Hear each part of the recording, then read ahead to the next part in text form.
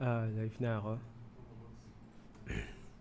Hey guys, what's up? So we're live again for the another M4 event. M4 tournament. This time we're gonna have Falcon versus INC. It turns out the fight of Onyx Echo, RRQ Hoshi, and Blacklist is gonna be held tomorrow, not today.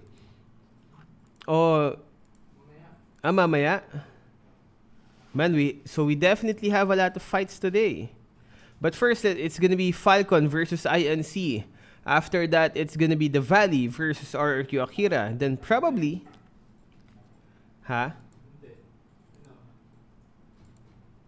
Falcon versus INC. Tapos, RRQ. Diretsong pa ano. So it's gonna be Falcon INC right now, best of 5. Man, there's gonna be a lot of games for today. So let's check out your comments. So first one is Falcon versus INC. Then after that, RRQ Hoshi against Blacklist. Ooh, we're gonna see Blacklist sooner than we expected. That's it. So tomorrow is gonna be the Valley versus RRQ Akira. And then Onyx Esports versus Echo. Oh, okay. Best of 5. Again, we were kinda a bit confused. So first one is Falcon versus INC. And then its next one is gonna be RQ Hoshi versus Blacklist. Now, whoever wins on Falcon versus INC, they have a chance to fight the loser of the match between RQ Hoshi and Blacklist. Good afternoon. Angelica, what's up? Novix, Miko, Hannah Dizon, CJ Tarif, Alojut. I want my country to win, said by Mean Triplet. What's your country, bro? Falcon versus INC. Who has your bet? Who has? If you have 1 million, if you have $1 million, on which team are you gonna bet on? Do you have a problem with gender? Nah, any gender works. Rosa, Venus. As long as they're good at gaming, right? As long as they're good at gaming, female, male. Other. Reckless, what's up? Notice me, Lonnie yun, Angela. Alujut. Paul, yeah, we're gonna go make a Paul. Respect to 2-0 Falcon versus... Yeah. Respect to 2-0 to Falcon versus Blacklist. Ooh, you're right. That's right though. Oh, snap. It's draft pick. Let's move our gadang face. Yeah, man. As long as they play good. Get it good. Ooh, Estes actually being banned because we've seen INC's past games wherein they were using the Ube strat just like Blacklist. So I guess Falcon studied their opponents. Yeah, they definitely Falcon wants the INC to stop that Ube strat. I know, right? INC plays a lot like Blacklist, but we have to remember Falcon actually defeated the original. Falcon defeated the Blacklist itself on 0-2, and Blacklist has yet to take revenge on Falcon because they have not yet met after that match. Falcon won already, said by Alujut. Ooh, we're gonna have to see though. I love how underdog the INC is right now. INC yesterday was able to take down Team Hack, which we thought it was gonna be Team Hack's game. Team Hack I thought would have an easy time against INC, but INC proved us wrong. Are they gonna prove us wrong again?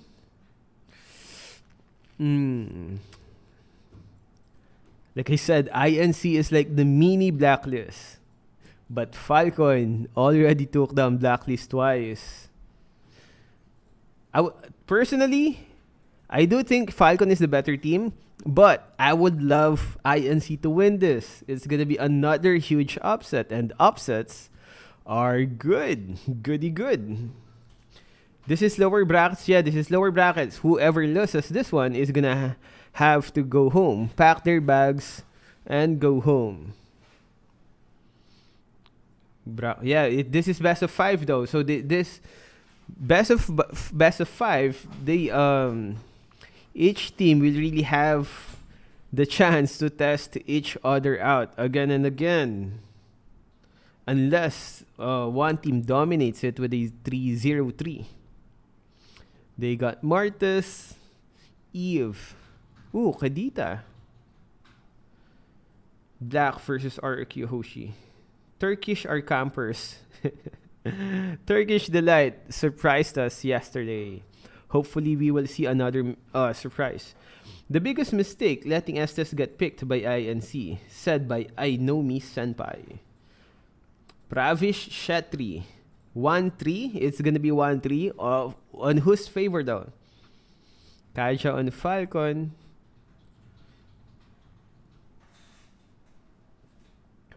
Good morning, Kun. Strange. What's up? Yeah, Layla. Glue kinda OP. Yeah. Glue has been spammed on this M4 tournaments a lot. So again, this is gonna be Falcon versus INC, and the next match is gonna be RRQ Hoshi against Blacklist. So this fight is like an appetizer for our main dish, which is Blacklist and RRQ Hoshi. Hi Elgin Khan, what's up? Lord Thunder 19. Yeah. Because it just proves that Blacklist playstyle works. Everyone waiting for RQ and Blacklist, yeah. Like I said though, I would love to see INC win this. It's gonna be a huge upset. And what was that guy's name? Sunshine idolizes Venus based on the interview they did. Do you think Kagura needs a buff? I am biased on that question, man, because I love Kagura. I would love to see Kagura buffed again and again. Maybe make Kagura thicker, right? I mean, Kagura needs to eat more. Thicker Kagura. I don't actually care about the buff, but just make her thicker. Imagine a thicker Kagura. I mean, I will use her even if she gets nerfed 100 times. Right? Thicker Kagura. Angela Pasqua, what's up? I love chicken from Angelica. Got tired of listening to Assassin Dave, so came to Elgin. Ooh, is Assassin Dave re-streaming this one again? Is Assassin Dave on the Shoutcasters right now? Elgin can Kagura Sim. Oh, here we go. By the way, guys, once the game starts, we're gonna have to shut our mouth so we can focus on the game. On this pro, guys. Again, there's only 8 teams remaining right now. And we still have 5 days left. 8 teams remaining, 5 days left. Who will make it out on top? Chicken is cute, said by Angelica. Oh, snap. Where's chicken? Someone's simping on chicken. Where'd chicken go? No, it's... Oh, you mean fried chicken? Fried chicken from... Sim for Kagura be like... Will Alien do good again with Alien?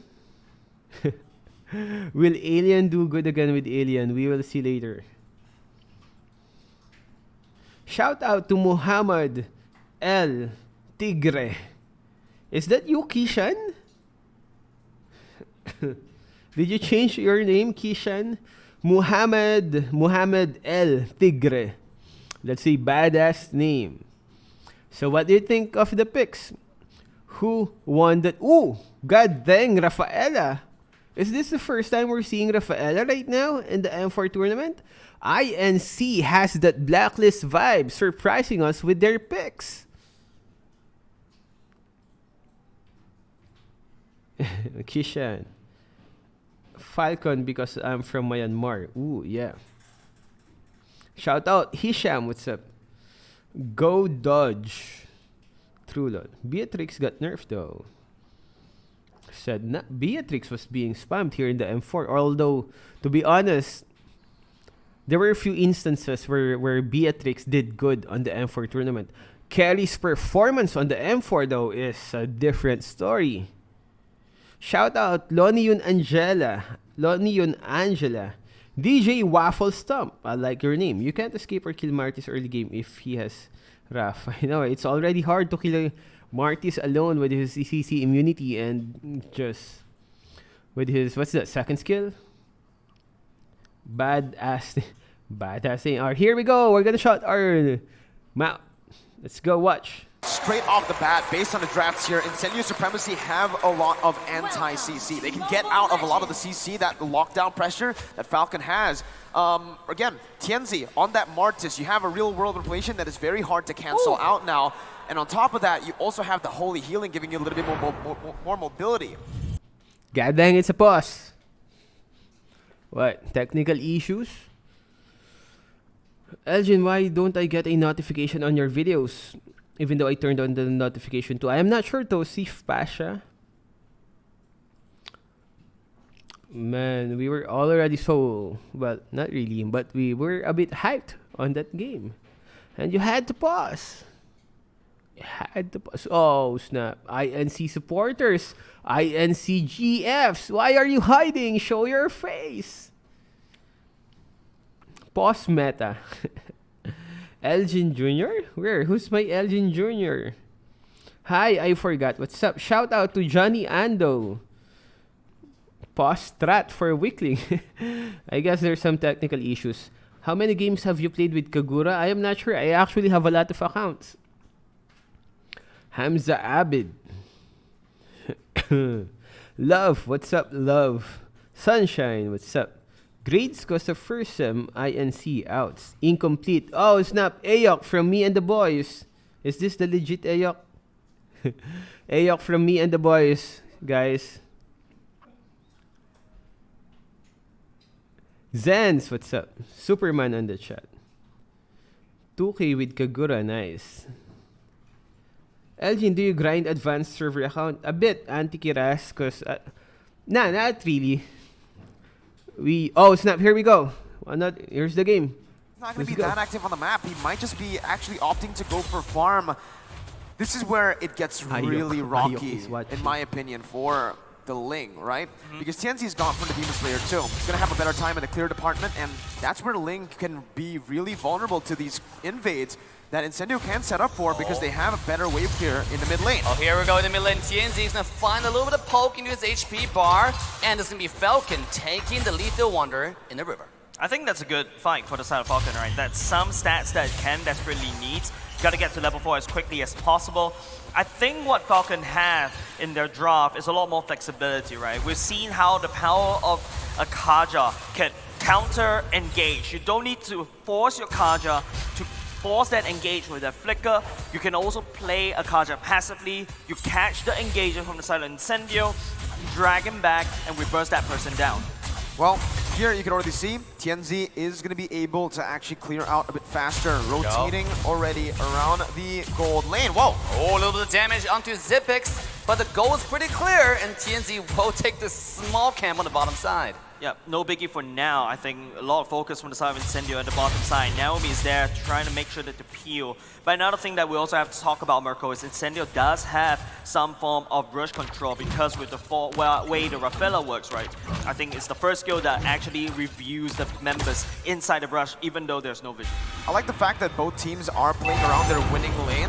Incendio rotating most of their resources over to the Brody lane. That is a bit more of a bully. But Alien... Here we go on the top side. Alien jumping and finding a lot of damage on Yellow Flash. Yellow Flash will be petrified, taking down very low. And pop the split just to stay alive. But here comes Ace, here comes the jungler. TNZ gets taken very low. As first blood goes to the team side of Falcon. It is exactly what we're looking at, right? Ken even using the Tempest Blade to get out away.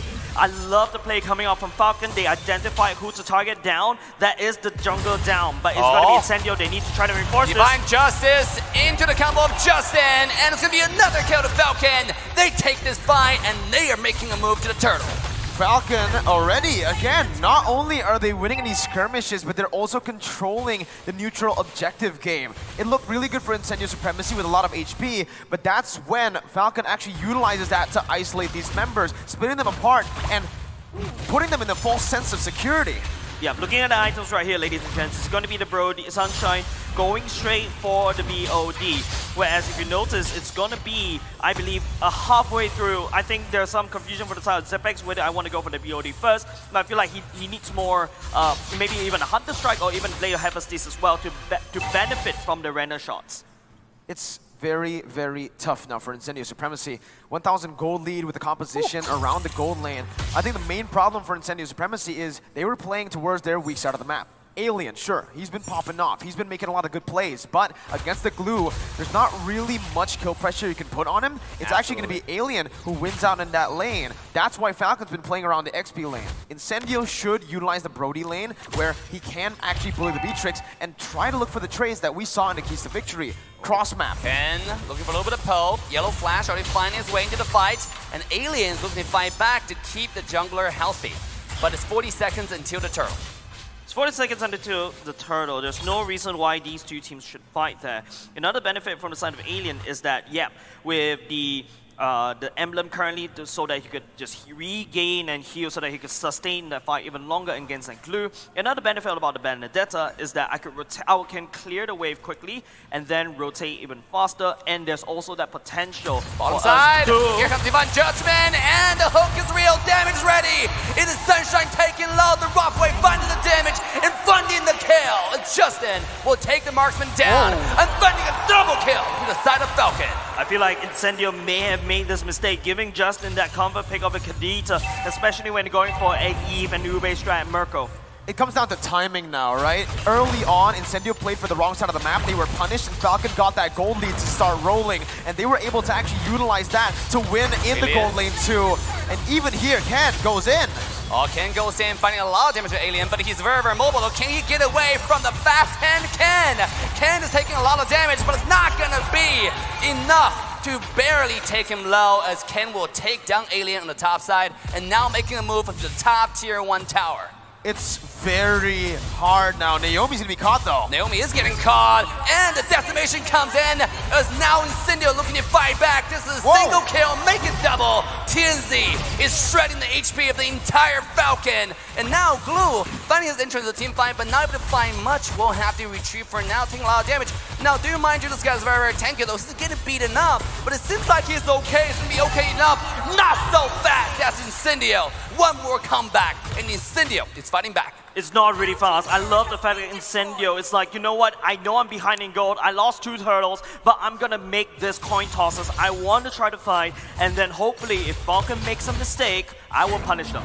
I love the fact that they are not afraid to go for these skirmishes, even though they've been losing in these team fights and in the pickoff game. You can see that the 2,000 gold lead by Falcon now is only down to 1,000 gold lead. And in terms of this matchup in the item builds, for the Ling, Ken actually has gotten a few of those good items in here, man. You can already see it with the Windtalker, and on the way to the Berserker's Fury, he's going to be able to hit that power spike a bit faster than TNZ.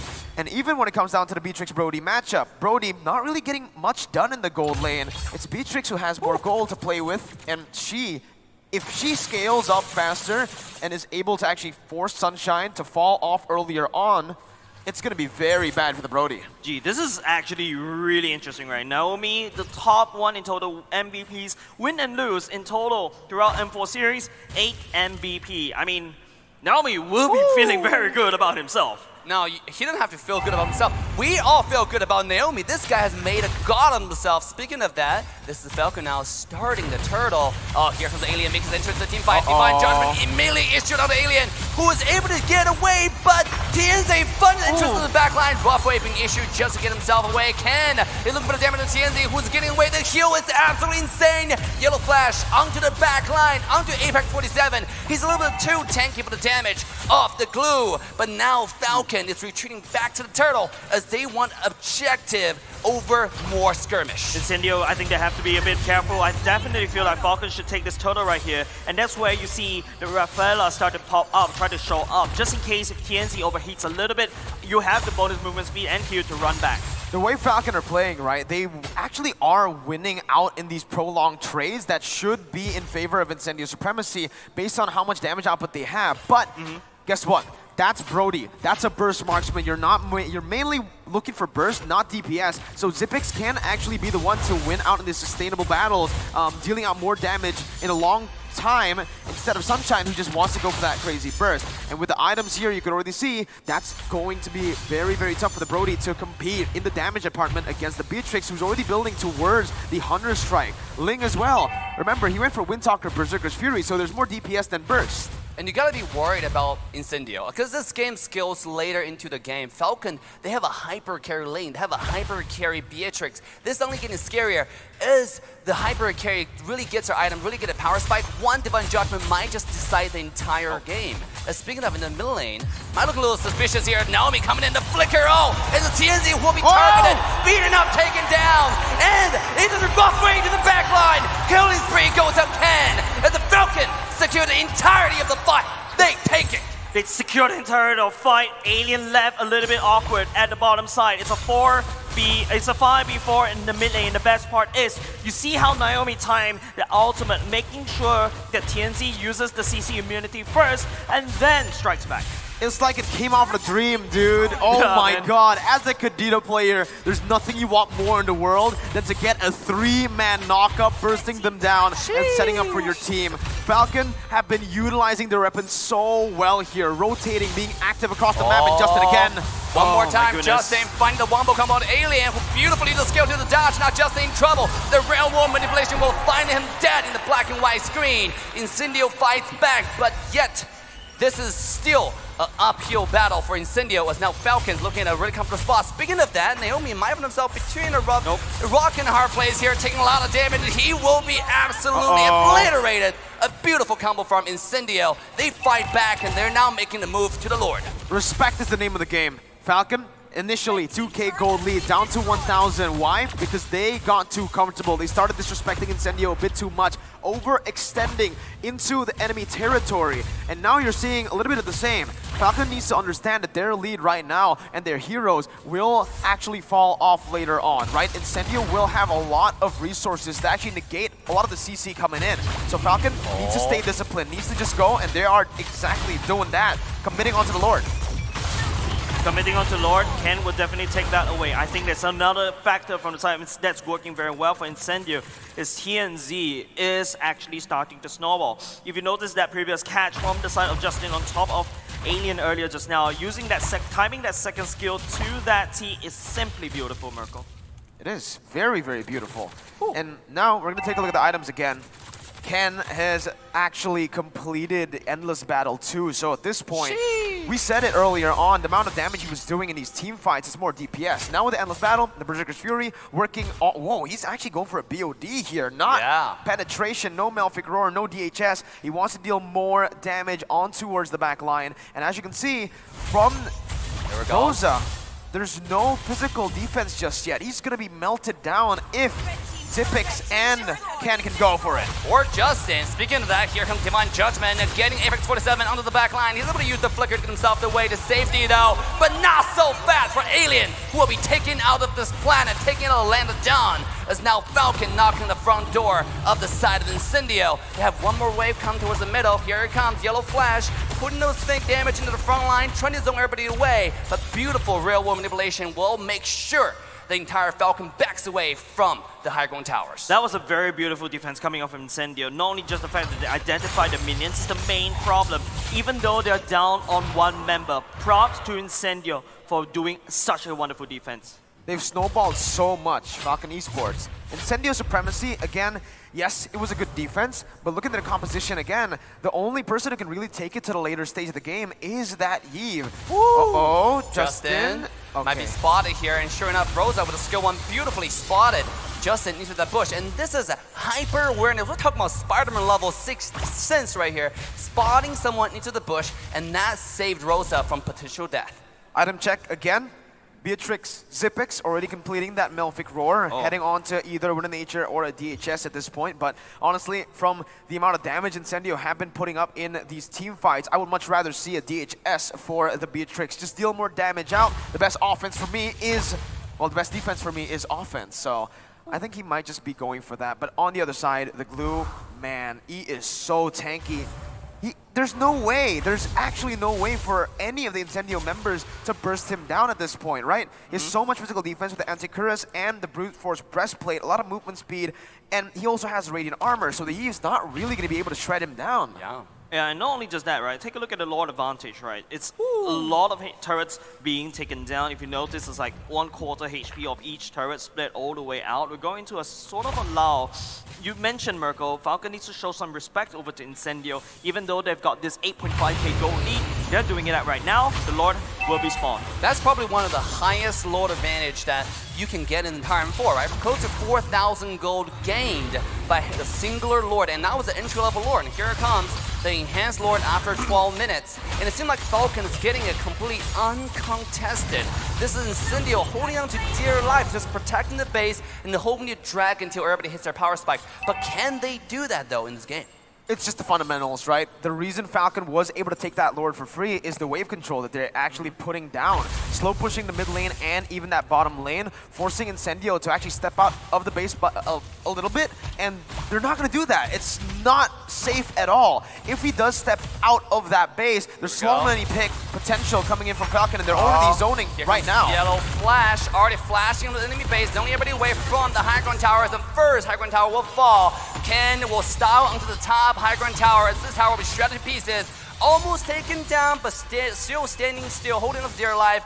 And that is bottom lane Lord charging into the base, as there were no towers standing after this one last swing. The entire side of base for Incendio is shattered around. Lean comes in, finding the damage. Divine Justice will find kill number 1. Lee's going in. This guy's unstoppable. Falcon, they're looking to find the entire base. A beautiful dive, a beautiful rough way will find a kill of Sunshine to the back line. And now, there's nothing Alien can do, as Land of Dawn has been claimed by Falcon. Ladies and gentlemen, as BHA hit the base, Falcon will take game 1. GG well played over to the side of Falcon.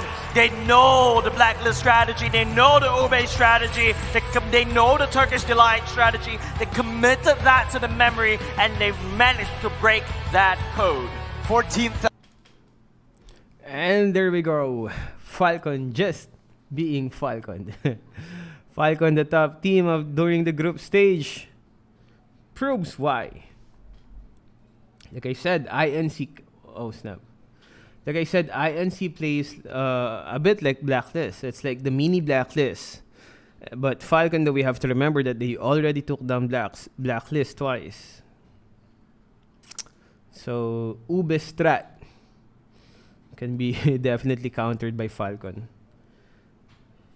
Anyways, second game. First win goes to the Falcon. Can INC answer back on this one? Yeah, this is lower bracket. Whoever loses this will have to go home. The next match after this one, actually, this is best of 5, by the way.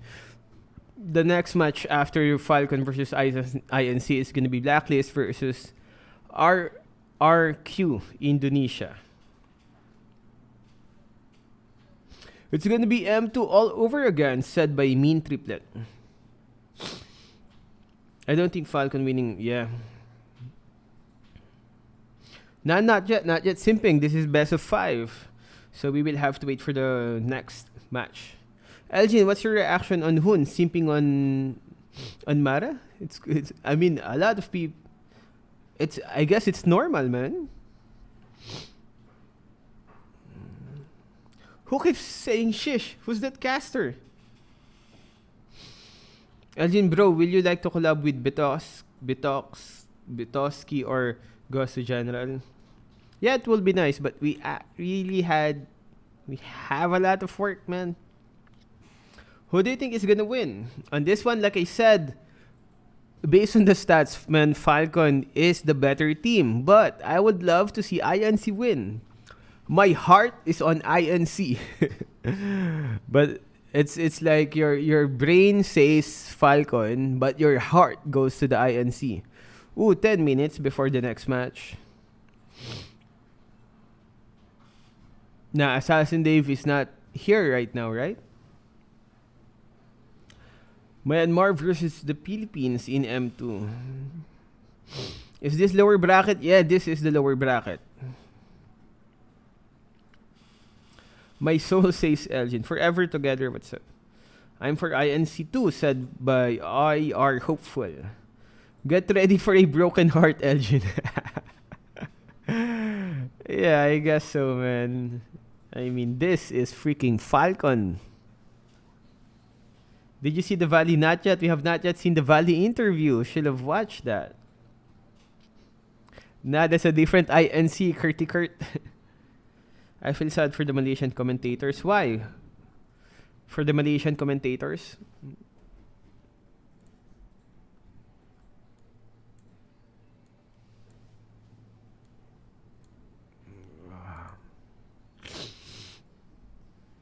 Shout out to Japanese. Oh, shout out to Clint. It's fine, Curdy. Mara was simping for Hun. Ooh. Well, I guess that's normal as well because Hun is like a K-pop.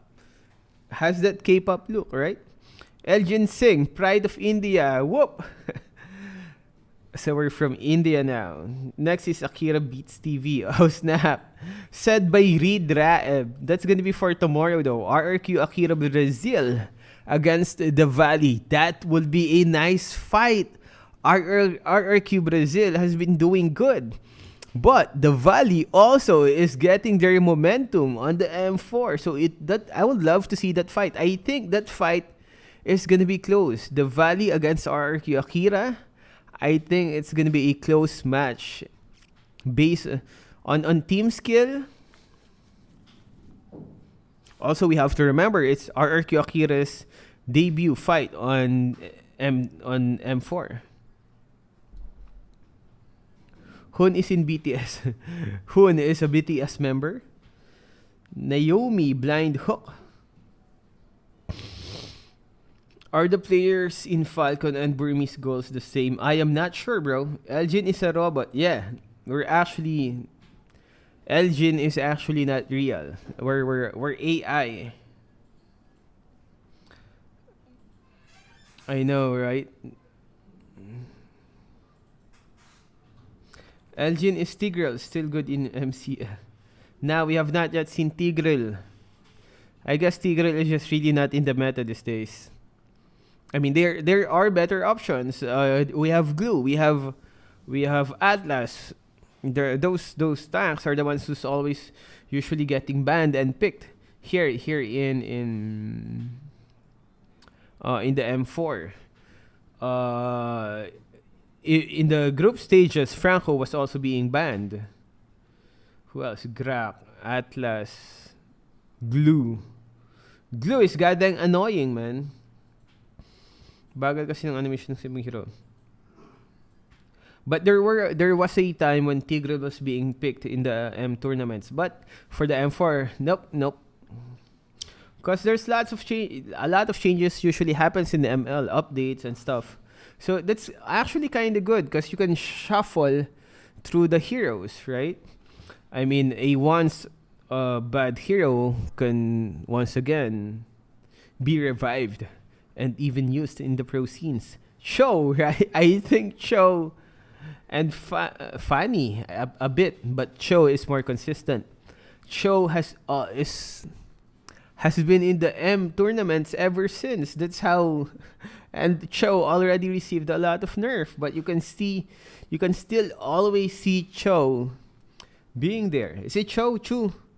Chuga? Shout out, Danish Amerol. What's up, Danish Amerol? Yeah, Paulo. Who do you think will be the champion? Like I said, we published a prediction video. We said that the final teams are gonna be Blacklist, Echo, RRQ Indonesia, and Falcon. And yeah, I think that's it. Now we still have Onyx also. Onyx. Any thoughts about R7 and Edward? I'm really not informed on that one. On R7 and Edward. Why? Shout out Numerai. Yo, corned beef. Thank you for the 69 pesos. The best and favorite number. Elgin, the god of Sims. Corned beef, thank you for the 69 pesos. I see that you're also a cultured man. Echo, what's up? R7 has great synergy with his jungle. Oh, really? We want to see Elgin, especially in M5. Sussman, nice. Yeah. We love the 69 pesos. Man of culture, I see. A fellow. Welcome to the 69 Club. Shout out to Pravin. What's up, bro? Nawala webpage event community ML, Sir Elgin. I am not sure why. Onyx Butts says he can't beat Sanford. Ooh, Onyx Butts says he can't beat Sanford on experience lane. Probably just being humble. But who knows? We will see if that is true or not if they meet. Elgin, have you dreams on becoming a pro player? Not really. Do I dream on becoming a pro player? I'm more of a content creator, man. And I do love animations. I do love stories. Which team do you think will win? Like I said, on our prediction video, we said, wait, which one? On this match? On this match, like I said, my brain tells me it's Falcon because, based on stats, Falcon is the stronger team. But my heart wants INC to win because it's going to be a huge upset if INC wins this. But the stats don't lie, man. Falcon was the number one during the group stage based on stats alone, and they took down Blacklist twice. It would have been a different story if they took down Blacklist once. But they took them down twice. That's saying a lot, actually. Elgin joined the M5. MLBB officials community. Elgin is a robot AI made from India. We all viewers are his sons and daughters. Yeah. The actual Elgin person is not real, man. We're just AI. Right now, the camera you're seeing, this is AI. The responses that you get is AI generated. Elgin, please say Babul Chapri. What's Babul Chapri? Cristo BT? Elgin, which team do you think is stronger, RRQ or Falcon? Oh, that's a hard question. RRQ Hoshi, right? Or Falcon? I don't know, to be honest, man. It's I just don't know. Falcon is looking really strong these days.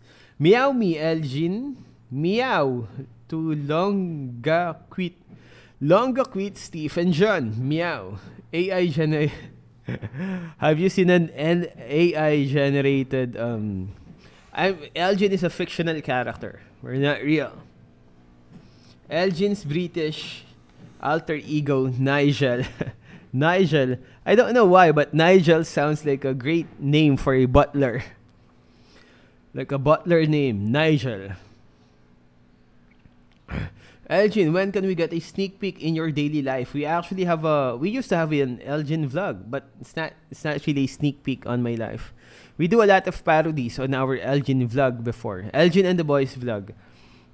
But we had to stop it. We had to focus on the main channel because, you know, necessities in life. Uncle Roger. Captain America. Elgin, training his kids to be a future WWE champion.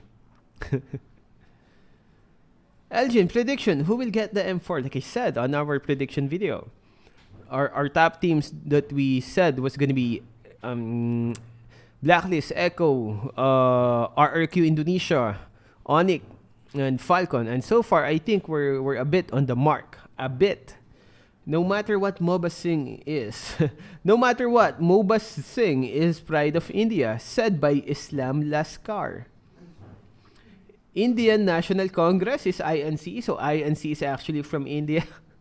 No, INC is from Turkey.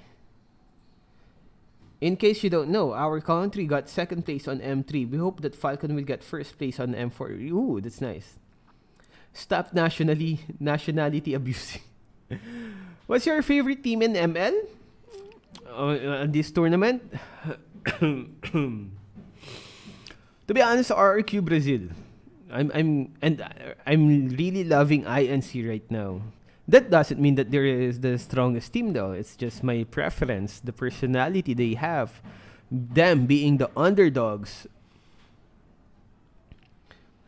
Do you think Echo have a high chance of becoming the champion? Yeah, definitely. To be honest, those top 4 teams are playing on such a high level that any of those teams has the right to be the champion. You can see in their gameplay. When we watch the gameplays of those big boys, it's just really different as compared to the...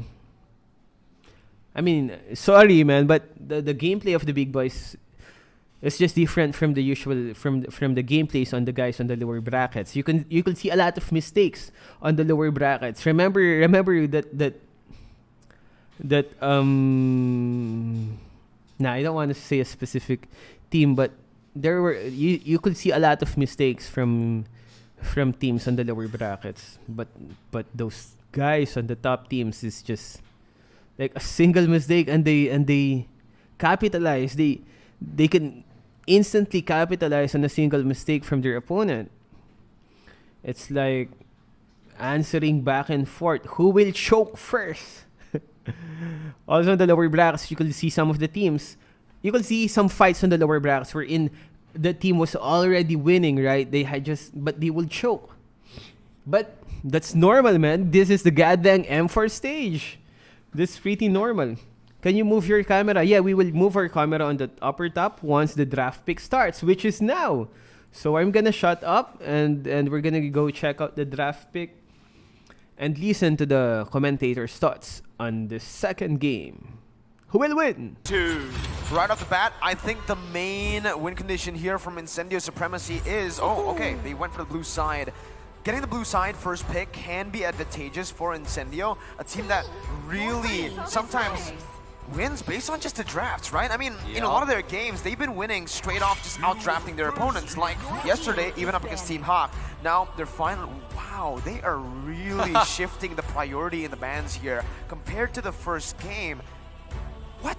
These are like crazy changes. It's quite interesting because the carry is still available, and also it's these. We saw game 1, Falcon bend away the comfort strategy, the comfort pick for Apex 47, and coming to this game here, they have a choice, right? I mean, do we still target that strategy? Yes, we're already bending away Rosa's Farsa, but are we gonna go to Estes or are we gonna take away carry? Oh, wow. And they decided Estes is more important. Yeah, carry left open. I think that's what Incendio Supremacy were going for, and Falcon is just saying, yeah, sure, take the carry, man. We have a lot of time. The Kaja's still up for grabs. We know how to counter the carry with the Kaja. So Incendio, this is the choice for them now. Do they want to go for the Eve or the carry? I think based on win rates and based on how impactful carry has been, All right. Let me put this into perspective, ladies and gentlemen. The reason why I feel like Incendio is not really inching towards the carry, even though it's like one of the top picks, the top bans throughout M4, is the fact that Zipix plays the Harif really well. You can, as a Harif, you can win in the early game very quickly because you can got tremendous amount of wave control, and then after that you could scale even faster because what carry wants to do is to run you down and just start throwing the light wheels, and because of that Zipex on the other hand will take that carry away for themselves. That is scary. You know, when you take Kaja like this, I like what you did there. That is very scary, you know, because you are giving Eve and carry to the side of Falcon. I mean, if you're talking about the creation meta, you're talking about Justin. I mean, this guy he built like Athena Shield first item. Come on, that's something on Eve. Oh man, look at the compositions here. They're going straight at it. You know, I did say the 3 heroes early on, the Kaja, the Eve, the carry. The Lilia here is picked up by Incendio Supremacy because they just want to outclear the Eve in the mid lane. They pick up the Hayabusa, which I think will not work as well as their usual utility junglers, right? Because again, here, up against the carry who can actually itemize pretty defensively early on, getting a Wind of Nature second item is not uncommon at all for a carry in the lane. And also the Yve, the Fanny, there's so much, well, for Fanny, mobility, for Yve, sustainability. Yep, another thing that I would like to quote the man right here, Candyman. Candyman, teamwork is very valuable, it's something that they've learned after being defeated by Honor Esports, and that's the kind of adaptation that we want to look at in the M4 series, right? But another thing that we're also seeing an adaptation, technically it's an evolution happening on stage right here. Incendio feels like they're not going for that Ube strat at all. It does not look like they're going for it. I agree. Falcon though takes away the Joy and the Benedetta. The Benedetta being one of the comfort picks for Alien. Usually if he doesn't get the Benedetta, he goes for the Grok. But now Falcon, because they have first pick in the second phase, they might actually just be the ones to take it away from Alien, right? We haven't really actually seen Alien find a whole lot of success away from the Benedetta and the Grok. If he doesn't get those 2 heroes, Lapu, perhaps we could see Alien go on that, but definitely finds comfort on Band-A Grok. Atlas banned away, a good ban by Incendio, respecting Naomi, but with this style of composition, Falcon might actually just go for it. Yep, there you go, the Grok, taking it away from Incendio. Alien now, caught in a bit of a pickle. You can go for the Lapu, you can dive towards the Yve and the carry, but from what we know about the carry, hey, carry does not care about your damage reduction on that Lapu. Hey, you know what might be interesting? This might be a game for Moscow. You know, Moscow actually counters Fanny really well. He has a lot of damage to shred, you know, characters like carry one-on-one. He didn't lose to carry late game. And on top of it, most important things, you need to pick up the BH, you need to pick up the damage after Conjure ult. And sure enough, BH will be taken out, and BH in late game is a monster if Divine Judgment is able to issue on anyone, especially Fanny. They got Yuzong right too, right? And now Yuzong, Grok. Is that the matchup that Falcon wants to play with? Or with the Beatrix here, you already have a carry that does pretty well. I mean, this matchup is like skill dependent, right? You can expect Falcon to just go for something crazy, like, I don't know, this is a bit too crazy, but Natalia has, you know, been picked before by Naomi. Another choice for them might just be a Cho. We haven't seen Cho in a long time for Falcon. They go for the Lapu instead, so Grok is the roamer. Actually, I kind of like the Lapu choice for the side of Falcon. I'm surprised it wasn't picked immediately right off the bat because we've seen how much damage resistant that the Lapu can be after, you know, just spamming all the skills. Another thing to also take note about is the fact that if you bring, I feel like the Fanny needs to help to control the mid lane advantage for Falcon. The Yve will have a slower clear as compared to the Lilia. The Lilia could just burst it down and then start to support the side lanes where Incendio may be weak at. Let's take a look at the total draft on both sides right here. The win condition for the side of Incendio is Kanja taking on maybe Ken, right, to make sure to clip the wings early game, make sure he doesn't get the early game advantage, start snowball. And for the side of Falcon, can they leverage the Fanny to really break Kanja before you even get to that point?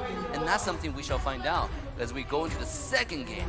Yep, definitely looking forward to. And I'm also kind of interested because initially I thought it's going to be a Yuzong Grok kind of matchup, but turns out it's not going to be that anymore. But ladies and gentlemen, we're going to game number 2. Boys and girls, this could be a game changer for the side of Incendio, bringing in a different strategy. Remember, it's a best of 5 There we here. go. There you go, different strategy indeed. Very early aggression from Incendio Supremacy, trying to just, make some differences, adjust to Falcon's aggression. TNZ actually opted to go for the high and dry, which is going to be pretty good considering that Zipix is going to be mostly alone. But Falcon can just adjust to that and actually rotate Naomi over to the gold lane a lot to prevent TNZ from dealing as much as possible with that high and dry. Okay, let's take a look at the early game. It seemed pretty peaceful, right? The invade wasn't so successful. Just, you can't really invade into the Eve with Lapu and Grok. And there's so much damage, and obviously, there's so much early game aggression, especially with the way how Grok's able to pull and block the wave. And here, take a look at M4 stats. M4 stats says that Falcon, the Bloodthirsty Kings, #1 highest first blood rate in M4, 90.9%. That's almost 10 in 10 games. 9 games, they are the first aggressors. They are the ones that picks up the first blood. That's crazy. You know what that means? That means if somehow Incendio take the first blood, does that mean they got a much better chance of winning? Maybe, right? I mean, Falcon are just so good at getting these early skirmishes on.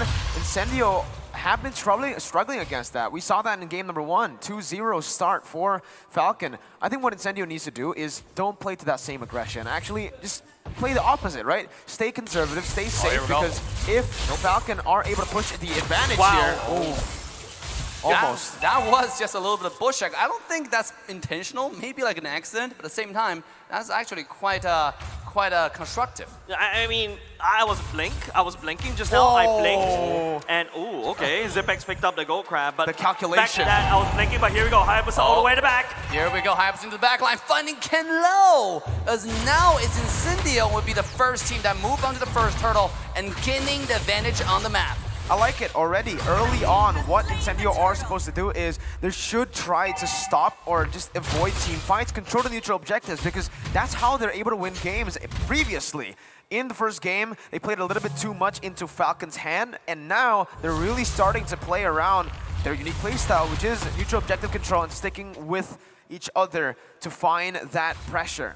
Yep, Sunshine ignoring the boots, wants to get the BOD as quickly as possible. You can see Naomi and the members of Falcon setting up a gang at the top lane, but Sunshine, Spider-Sun singling, gonna back off. Don't you just love that skin? You saw the animation on Wave Clear, that looked incredible. I mean, if you haven't got the M4 Battle Pass yet, this is Stop the time. flexing on the desk. Alright, we get it. You're level 151, alright? I'm only like level 55 or something. I'll get it one day. Slow and steady. Oh, here we go, as Ken makes his entrance in the team fight. This is now Rosa taking low and Rosa taking down. And the First Blood King, live it to his name, Falcon, takes the first blood. I think that's the power of Ken right here, right? This is exactly what we want to do. Unfortunately, Incendio was the one that put a stopper in the first engage, but Falcon can finally pick up on side of Rosa. But here we go. TNZ finding damage onto Ken, but there are a little bit too many people. He jumped back in with a shadow kill, but a beautiful dash from Ken will get himself away. You saw that, right, Yeah, Marco? did Ken cancel out the shadow kill with just a cable?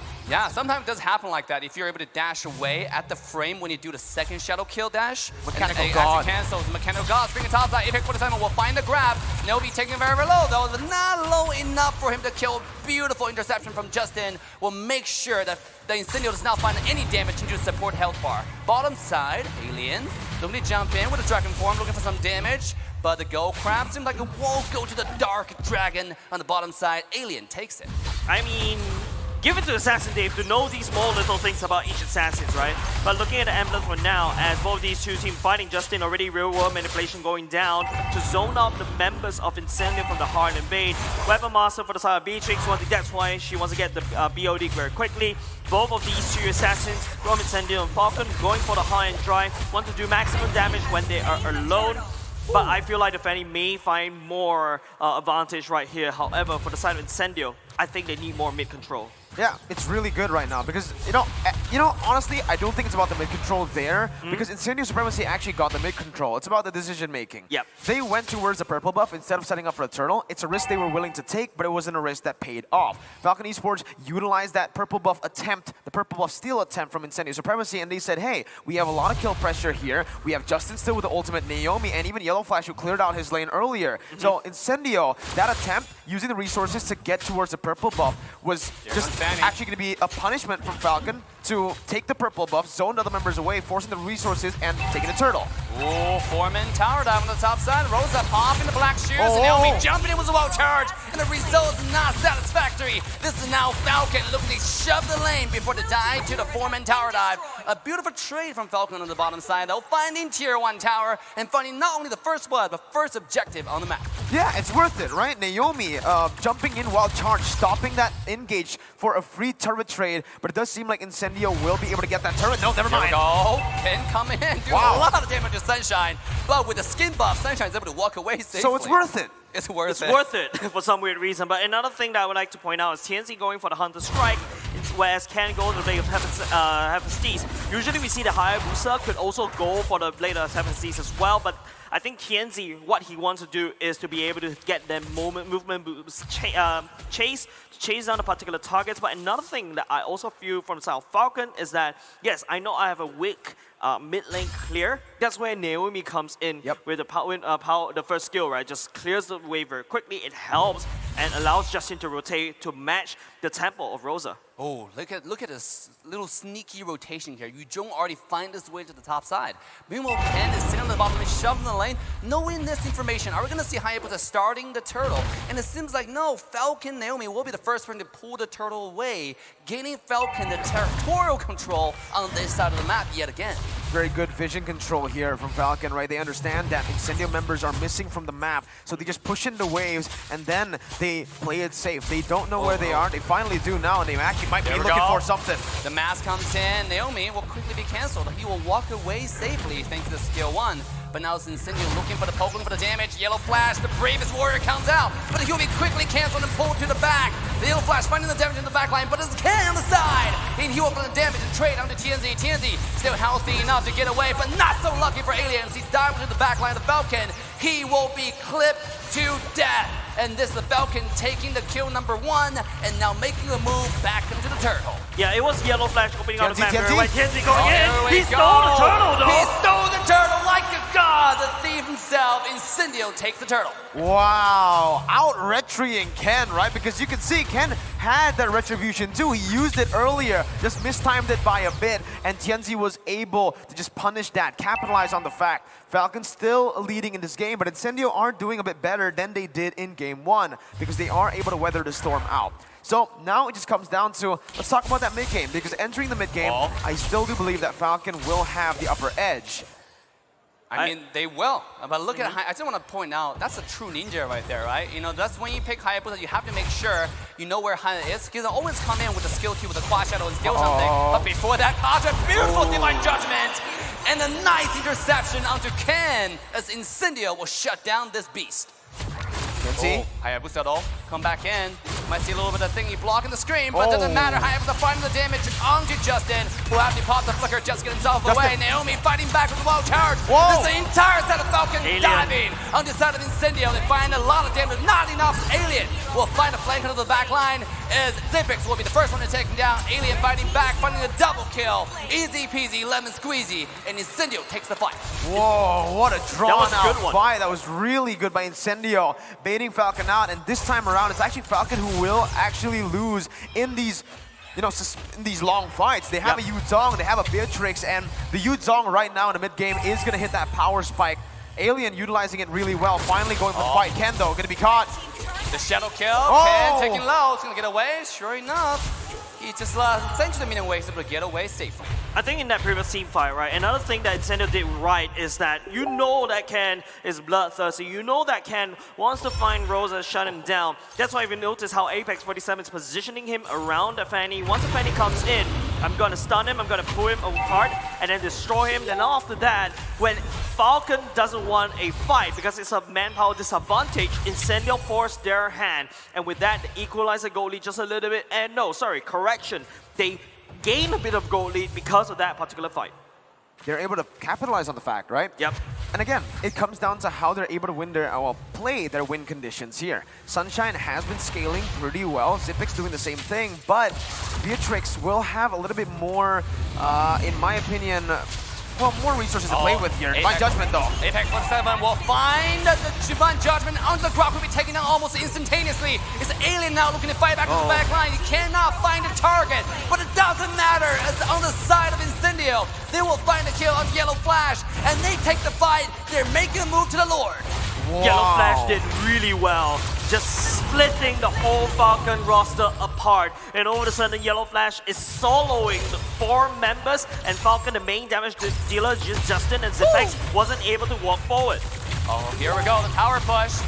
Rosa is able to push the Falcon away while to take the tier 1 tower, and Lord has not come down to lane yet. Once the Lord makes his entrance to the fight, I suspect Incendio to make full advantage of this and really extend the lead. Speaking of extending the lead, Ken said no! He wants to flank onto Sunshine. Essential will be taken down. This is Falcon fighting back.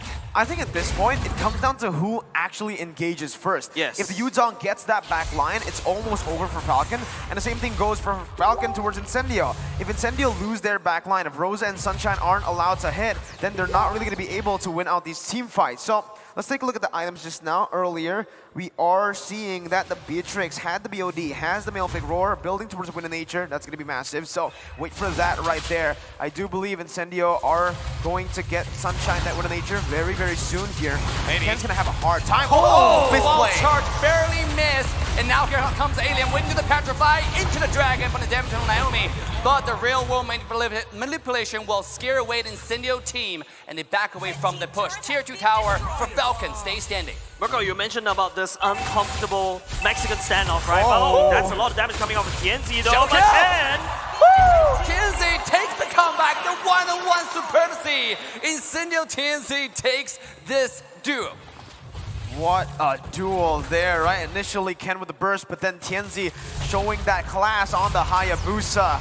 Here, Incendio are controlling the pace of the game entirely with a 4,000 gold lead, manipulating the waves really well too, and Falcon just have no answers to anything. Right now, with that 5k gold lead, it's going to be really tough. Even if Falcon gets a good engage, it's Falcon who's right now relying on Incendio to make a mistake. Yeah. They have no way to actually go for the 5v5 unless Incendio mispositions Sunshine and Rosa. I agree with you, Marco. You're asking that very tough question right there. If any of these teams, the first one to pull that trigger should be the one that wins. Falcon tried to pull that trigger in the previous team fight. It wasn't Falcon that won, it's Incendio that got out alive. But let's take a look at the items right here. The Hayabusa, super tanky. We've been buying the Dreadnought armor already because he knows that the Fanny is definitely targeting him and he wants to outplay, and that's how he got the outplay just now. I do want to point out the Hayabusa is sitting at about 2,000 or 1,500 gold ahead compared to Fanny. This is like the mirror opposite from last game, right? When Ken was drastically had 2,000 to 3,000 gold ahead. This is really just a comparison of who's a better assassin player here. Oh, Speaking of Ken. that, Ken might be caught up. Oh, Divine Judgment! Catches bird mid-air, and Incendio takes another kill. Literally clipping the wings of the Falcon. Ken the man got Divine Judgment by Apex 47 mid-air. That was the main concern with a Fanny pick onto a Kaja, but Falcon are trying to do the same to the assassin. Tianzi, though, won't fall for that. It's assassin, Alien coming in though. He's looking like Alien right now, jumping in with the Dragon, 1 damage on the Yellow Flash, who is a little bit Zoning. too tanky for this dive, and Alien backs away. Here comes TNZ though, jumping and just baiting a little bit of skills, but look at the position for Rosa. This guy's ferocious, coming in with a black shield, doing damage, but might be a little bit too hasty as he will be taken down. As Incendio does take the Lord. Danny comes in. The shadow kill will connect now onto Naomi himself, will be taken down. Killing spree goes to TNZ. This guy is monstrous. Falcon has no answer. Incendio Supremacy, they're the one that picked up the Turkish Delight strategy. And the barrier game that the Turkish Delight strategy was literally forgotten, deleted, removed from the moveset. Right, Falcon doesn't know how to deal with Incendio Supremacy. And now it's only going to get worse for them, because look, Tianzi was able to steal away the purple buff. Falcon with no purple buff. Ken has been struggling already up against the Divine Judgment. Now with no purple buff, it's going to be extremely hard. Oh man, Ken, that's just, yeah, I mean, against the Kaja on the Fanny, you're going to be punished every single time. He needs to be able to maneuver around the Kaja, but at this level, man, Apex is just on him, and even... Was that Alien? Man, it's It's just Falcon doesn't really have an answer as well. Oh, here we go. They have no other choice but to let that Lord to just literally charge in. The out one random shot, you can see how Zipex just has to go back to heal. I mean, doesn't matter what it is, that took Ken low, and Ken have to walk back now. Ken's trying to find a position to angle into the team fight. Naomi into the wall charge and the flicker, finding Apex 47 with the very tanky. They're first Divine Judgment, getting Zipex, who happy to force out of the team fight, and taken down by Alien. This guy's popping off, and Incendio is now forcefully knocking on the front door. Oh, Falcon's base. They want to fight back. They want to even up the score, and they're doing it. Yes, this is going to be Apex 47, not enough damage. Wow. Oh, look at TNZ though jumping in, the Quad Shadow into the skill 1. The Shuriken can't find enough damage. Sunshine, woo, with a beautiful Wind of Nature, is able to intercept the damage from Ken, who is able to walk away safely. You know, Rosa is that guest in your room, in your house. You invited this one friend over. Long. He stays too long, and he stays there alone. But he effectively zoned every single member from the side of Falcon, and they need to stay in the base. He can do that because he's rich. Look at his items, right? Even has the Winter Truncheon, so he has that, you know, he has that card. You try to tell him to get out of your house, but he's like, no, I have the Winter Truncheon. I can stay here. I can freeze here, and you can't touch me. Oh, Rosa has been doing this quite a bit with Black Shoe just reset, you know, the passive on the bomb. I think this is really smart because the ultimate right now, look at his item. He has probably maxed out cooldown reduction, right? You can do that over and over again in a matter of seconds. Very smart move right here. That might be some item that I'm going to test tonight in my rank games. Man, looking at the other items, though, here, you can already see that, you know, for the roamer, Kaja is doing so much more, well, has so much more gold to play with. Apex 47 is practically unkillable. It's very hard. It's just, I think at this point, it's just Zipex who can really melt him down. All the frontliners for Incendio, not just that Kaja, but the Yuzong too. Alien is very sustainable on top of that. We even saw that he was able to out-sustain and out-damage Zipex in the end there, despite Zipex having Wind of Nature. Yeah, but there's another problem. Is that if Incendio Supremacy even allowed Zipex or Justin to fight in the front lines, because you're talking about OPEC, that's a little bit scary for Naomi for a moment. It could have gone very wrong for him. I mean, no one really want to be the first one to jump in because they know they're going to be kidnapped by this Kaja, right? He's being on point on the Divine Judgment, getting the Ken, getting Zipex. This guy knows what he's doing on the Kaja. Well, not just that, right? But also TNZ, who can do this! Here we go, TNZ jumping in with a Shadow Kill, finding Justin, but the damage is being split between the two though, so nobody really got taken down super low, and now the healing coming out as Falcon is still looking pretty healthy for the next upcoming fight. Remember, Justin still has that Winter Truncheon. Let's see with Divine Judgment. Divine Judgment coming out, Naomi taking low, he's pretty healthy still. Yellow Flash coming in, and the target is Sunshine without Wind of Nature, finally popping out. Sunshine stays away. And by the way, big shout out to my friend Sunshine in Florida. Now take a look at this fight one more time. As now Falcon coming in, finding more damage to TNZ. TNZ popped the immortality. He will not stay alive. A beautiful wombo combo from Naomi will make sure that one happen. Wow. That's a little bit interesting coming off of Falcon, right? Don't forget, I thought Falcon was making the same mistake. Yellow Flash was overextended just a little bit. Incendio, on the other hand, I don't know what happened there. Actually using Rosa to buy some time, but Ken, because he's being a fan, he decides to know, okay, this is the main target I need to go for. Was able to push Incendio Supremacy away, but now TNC is going down. They have the Retribution. Falcon does have the Retribution advantage, but the Lord still doesn't want to go down. We could be going into a long Lord dance. Drones coming in now. Here comes the wall. And the setup is extensive. Everybody's ready. Here comes the ultimate. And Apex 47 taking low. He does yet have the ultimate. Oh, Joby taking down first. And now Falcon making a move to the Lord. Still Apex doing so much damage. Look at him. He needs the back line. He's 1v3. Who will get the Lord? And it will be Falcon fighting back, taking the Lord by what cost? As Incendio taking 3-1 trade for kills. Yeah, Incendio, they lost the Lord, but they take 3 members. That's 43 seconds on Zipex right now, and a lot of weak members from the side of Falcon. Right now, Incendio, they can actually do this push. Oh, they can. Justin has real world. Here we go. Can they clear the way fast enough? It seemed like it might not be sufficient. Ladies and gentlemen, this is Incendio equalize the scoreboard. It's 1-1. Well played, man. I think for this draft in particular, it was about the skill difference, right? It was how both of the teams execute their game plan, and Incendio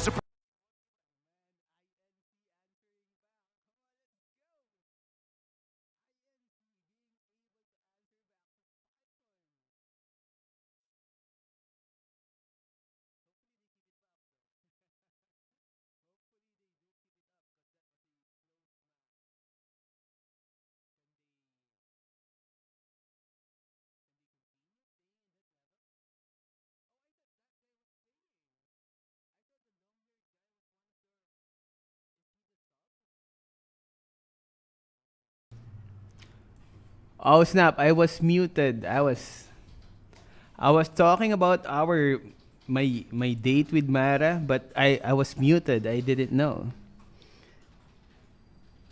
Too bad, man. I was talking about Mara. Well, anyways, god dang it, INC being able to answer back to Falcon.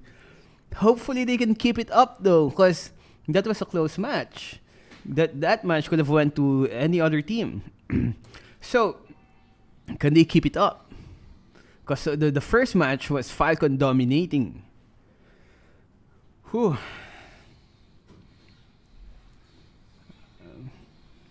Mic test? Mic? What? Nah, it's 1-1. 1-1. Score is 1-1. You know, right? Robert Robbie Calderon, what's up, guys? Wednesday. What's your height, Elgin? Just 5'8". I'm 5'8". Okay, it's 5'7" and a half. Almost close to 5'8", so I'm technically 5'8". Can you said in your voice, hi daddy? Best of 5. Akira, what's up? Why didn't you try to compete in the M4? Because to be honest, guys, we're not pro players. So we're more of a content creator. Although, like you said, we do play a lot of games because it's our, it's our job. But a lot of our time also goes to video editing, researching the stuff, updates and whatnot, and animation. So, and the pro guys, they're 100% play, tuning up their team, right? So, it's not something we can just jump into without any preparation. Elgin, you will be more popular if you grew a handlebar mustache. Probably tomorrow. I can wear a mustache tomorrow. We have a lot of fake mustaches here from our Elgin and the Vlog videos. How many people Elgin group? Right now, we have my brother, I have me, Ayok, Dang, May, Mart. So, how many is that? 6? There used to be a lot more. We used to be around 10, more than 10, on when we were at the peak. First time ko makita mo mukha mo. More power, boss Elgin. Yo, Von Adrian Flores, thank you. Yep, this is best of 5. Yeah, we do speak during the interval when it's not mute. I had to mute before because I had to mute my mic before because one of our the boys was here before. Tateng, the loudest one on our... say something in Spanish. Oh, Ayok, they're one of the boys. Follow him. Say something in Spanish. Muy bien. Azul. Voice Elgin. Naka-mute pa rin. Mic, test. Butts, peanut butter. No, it's not muted though. Mi ultimo adios. Oh, for the new guys. Muted. Say something. Hey guys, what's up? Like this. Hey guys, what's up? So we have the new with the new patch. Hey guys, what's up? So with the new patch on advanced server, you can now stop fast-moving skills with suppression and airborne effect. And the most famous fast-moving skill is probably Fanius Cables. There. Do you poop? Yeah, I do poop. Your age, 36. Muy bien, very well. Oh, muy bien is very well. As azul is blue. Full name Elgin Ray, last name. How do you poop? Well, when I poop, I first sit on the toilet and do my intro. Hey guys, what's up? It's time to poop. And then I poop. And then once I'm done, I do the outro. So I put share your thoughts in the comment section. So what do you think of that poop? So that's how we do it every day for practice. I love you. I love you too, man. Elgin face reveal. This is actually my face. It's young tonight. Do you have a dad bod? I have a belly. If that's a dad. 36 now. Vini, yeah. We were talking about poop. I am currently eating. Yo, I am sorry for the guys who are eating, man. Blame that guy who asked the question. Okay, we will stay away from that topic in respect to the appetites of those people who are eating right now while watching. Is this pre-recorded? Yeah, this is pre-recorded, Jobran. I have such a foresight that I predicted all of your comments and I pre-recorded all of my answers. Coco, face review. Yeah, are you married? Not yet. We will soon get married though. I have 4 kids. We will soon get married if I get enough cash. Elgin, fit reveal. Thank you. What's up with the feet? I'm seeing a lot of feet stuff on the internet lately. Like people selling feet pictures to get money. How is that a thing? How to get a girlfriend? I don't know, just probably proper hygiene. Safeguard is the way to go. Safeguard soap. Just make sure you scrub all those hard to reach places. Safeguard for shampoo, butt soap, and face soap. You have 5 kids again. Forever together. I forgot about you. You're my 5th son, daughter. To be honest, bro, you don't want me as your dad. Honestly. Imagine having Bleepy as your dad. That's the energy I have with my kids. Imagine having Bleepy as your dad. That's how I do it with my kids, man. Elgin, what can you suggest to Moonton for the next collaboration? Hope Moonton chance with the Avatar. Ooh, Avatar Airbender. Ooh, animation. One of our animators on our YouTube main channel. You can check out her channel. Hey Elgin, what's up? How are you? We're good, Liberator Sun. Face reveal, please. What the heck are you seeing on my camera? And his name is John Cena. Lag 345. What's up? Sana pwede mo voice over yung kasal nyo. I'm gonna voice over my own. Oh snap, here we go. Hot babes on the screen. Mara and Clara, who's gonna be your choice? Ooh, something is... Juga punya fans-fans yang keren banget dari Indonesia, dari kedua tim. Yung you know, Clara, Pinoy. it's not just the Clara players yung, that's going wild, so are the fans. So let's get to know them. What are your names? I'm John. I am Keisha. And you are? We are Falcon. Falcon. Are you a couple? Yes, we are a couple. Okay. It's obvious, Mara, Obviously. with this It's obvious. Is that your bonding moment playing Mobile Legends? Yes, we usually play Mobile Legends together, but it's not our bonding because I'm carrying her.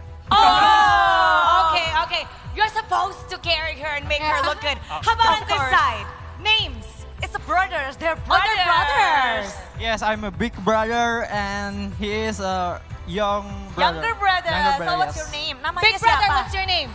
Nama saya Henry. Henry! Hendra. Henry dan Hendra. Yeah. 2 hands. Yeah. Okay, so let's talk about this. We have Falcon versus Incendio Supremacy. So what's gonna happen now? Incendio Supremacy beat your team for game number 2. That's okay. No. In the game 3 and 4, Team Falcon will beat Incendio. You think so? But they Yes. showed up a really good fight. Yo, Roberto Roby Calderon. Thank you for joining our live stream, Roberto. So they're just interviewing the fans. We can appreciate the visual without having to listen to them. So what's up, guys? Elgin Studio Tour. I love you, Elgin. Helix. What's up, Helix? No fight. Who chooses the dress for Mara? Bring back the legs, Elgin. I know, right? Dresses with slit is much more better. The match is tougher than I thought. It's crazy. Yeah. INC definitely showing us a good fight, man. Honestly, I want them to win. No more Maraslex, yes. No more Maraslex. Oh, for the guy asking. Jidel, are you a call center agent or English major na?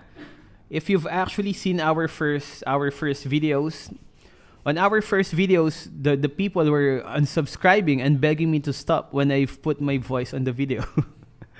They were begging me to stop, and people were unsubscribing the first time we had to put our voice on the video. And to be honest, they were telling the truth. It was really that bad. I just kept on recording. They were really telling the truth though. I was that bad before we started on the thingy. Sell bat water for more cash. Ooh, that girl. Who's that girl who sells bat water for cash? Forgot her name.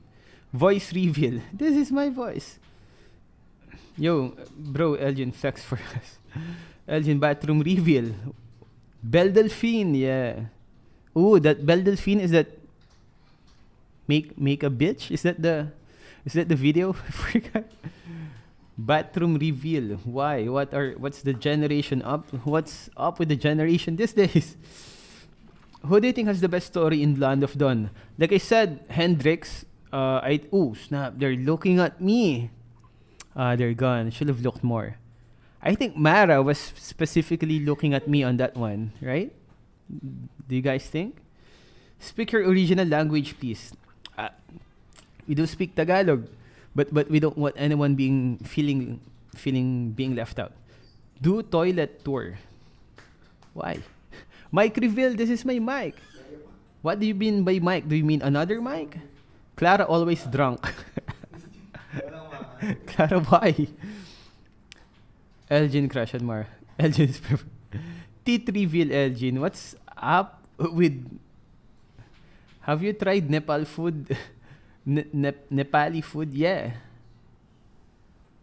I am now confused. Elgin, wife reveal. She's on my kid's school right now, though. I can't. Shampoo is safeguard, man. Why? What's your shampoo, guys? Is there a... Do you guys shampoo? Who will win the M4 Elgin? Like you've said on our prediction video, we do think that it's Blacklist. And the top teams is going to be the Blacklist, RQ, Hoshi, Echo, Onyx, and Falcon. Unless INC comes out on top on this match. I really want to see INC win, man. The INC players are adorable, right? They're so shy and all. Yo, Jaidel, like I said, we're not... are you a call center agent? Call center agent, boss Elgin. Like I said, Jaidel, we're not a call center agent. We don't major in English. Because the first time we actually published our videos, when we put our voice, when I've put my voice on our videos, the first time I did that, people were unsubscribing because it was so bad. People was begging me to stop. So we're definitely not a call center agent and English major. It's just that since we upload daily, I had to record my voice daily, and it just kinda improved really slowly. Really slowly though. Elgin muscle reveal. What? Dance. I can't dance, man. Which video is the first you dubbing the video? I think I was commenting on the top 1 funny, and I sounded drunk as AF. Kids reveal na, man. I'm not comfortable with kids reveal. YouTube can be a very cruel place for kids, so nah. Beatrix. Abdomen regional reveal. You will be disappointed. I will disappoint you if you have... You are drunk right now, right? Nah, this is actually my normal... Elgin headset reveal. God dang it, guys. Jaida, like I said, we're not a call center agent or a English major. The first time we did put voices on our videos, it was bad. So definitely not a call center agent. We were really bad on Jojo sounds like doing cocaine. Your voice is very good, bro. Sounds like doing cocaine. Mobasing. Intro voice again? Another intro voice? Intro voice. Intro voice. I think you guys have heard the intro voice a lot already. Here we go. Before the draft pick starts. Hey guys, what's up? So we have a new update on Advanced Server, and it's patch 1.69.69. First on our list is your mom. There we go. So it's draft pick. We're gonna shut up now and focus on the game and listen to the shoutcaster's thoughts on the draft pick of these two pro teams.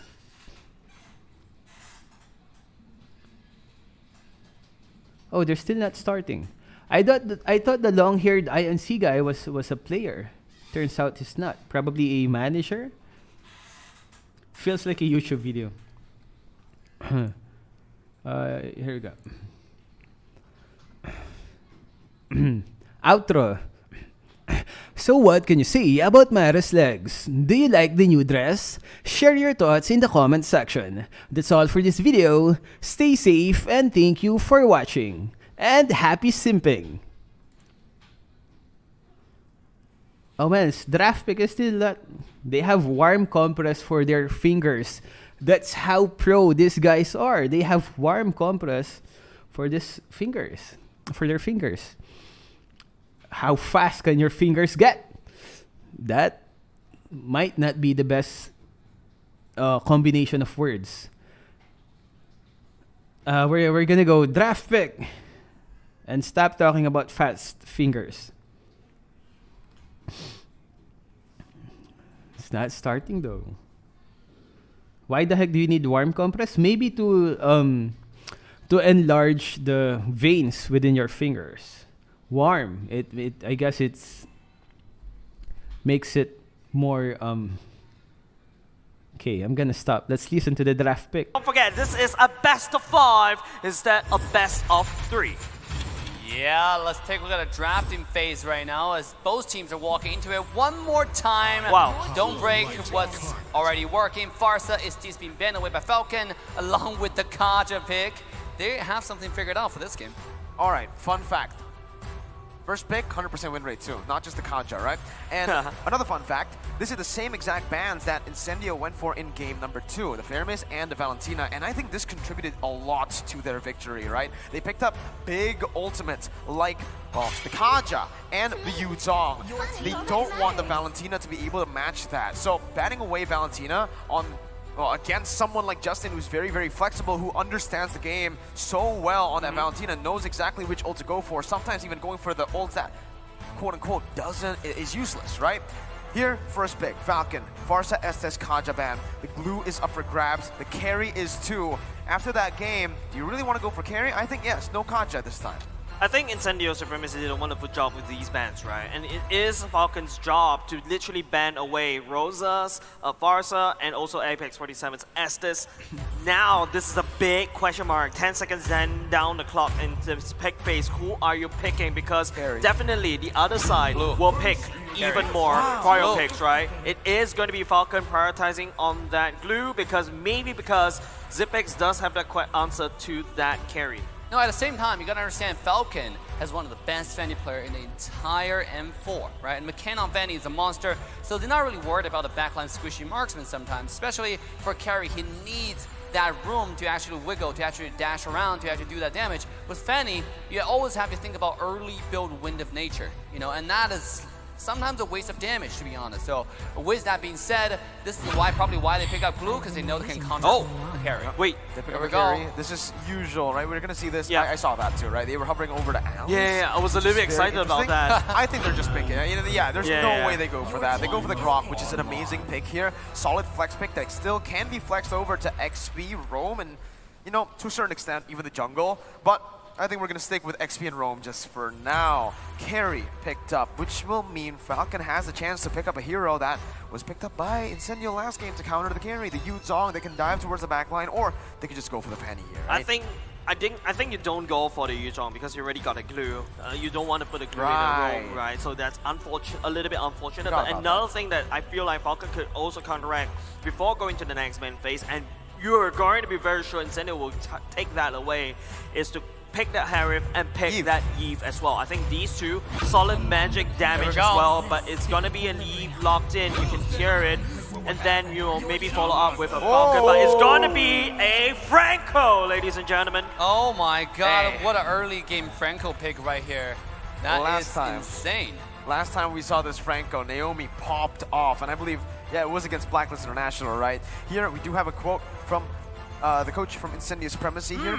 We still have many strategies to implement until the grand finals. I can't say that this is 100% of our performance because we can still be better than this, and we saw that, right?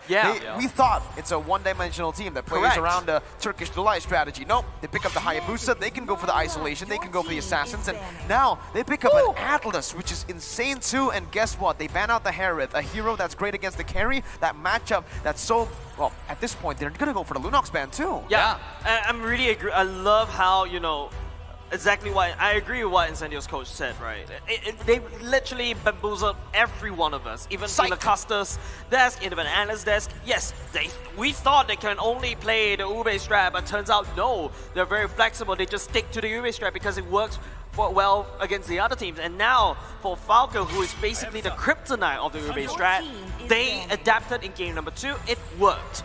In last game, they picked the card and show us how it's done playing the normal M4 strat, the normal M4 meta. And here was Hayabusa ban right here. I think you're right, Lunox might have been the next target to think about it, but they choose to go with the ban on Martis from Incendio.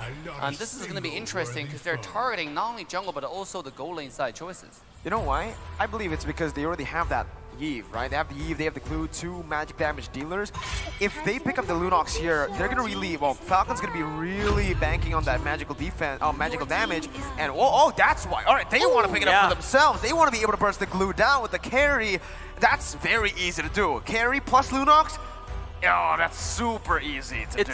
It's like double shredding. You have the paper shredder of the physical damage department, and you have the paper shredder for the magic damage department.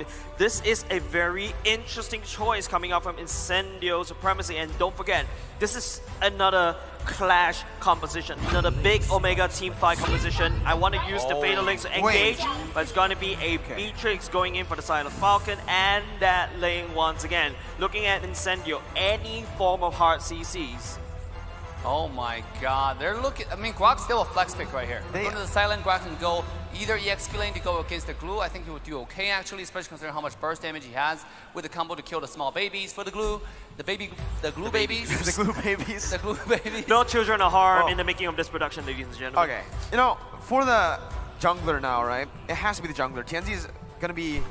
I don't know here. Do you want to go for more utility? Do you want to bank on the fact that Lunox and carry needs to get to the power spikes to deal damage and go for just something like a utility to set that up, like the Fredrin, or you want to double down, go for some more damage in the Leo board? That's what they do! Yep, so it's exactly what I mentioned in the previous day, right? Like, if you want to go and use this Leomord as your jungler, it's basically more like a janitor. You want to use him to sweep people up.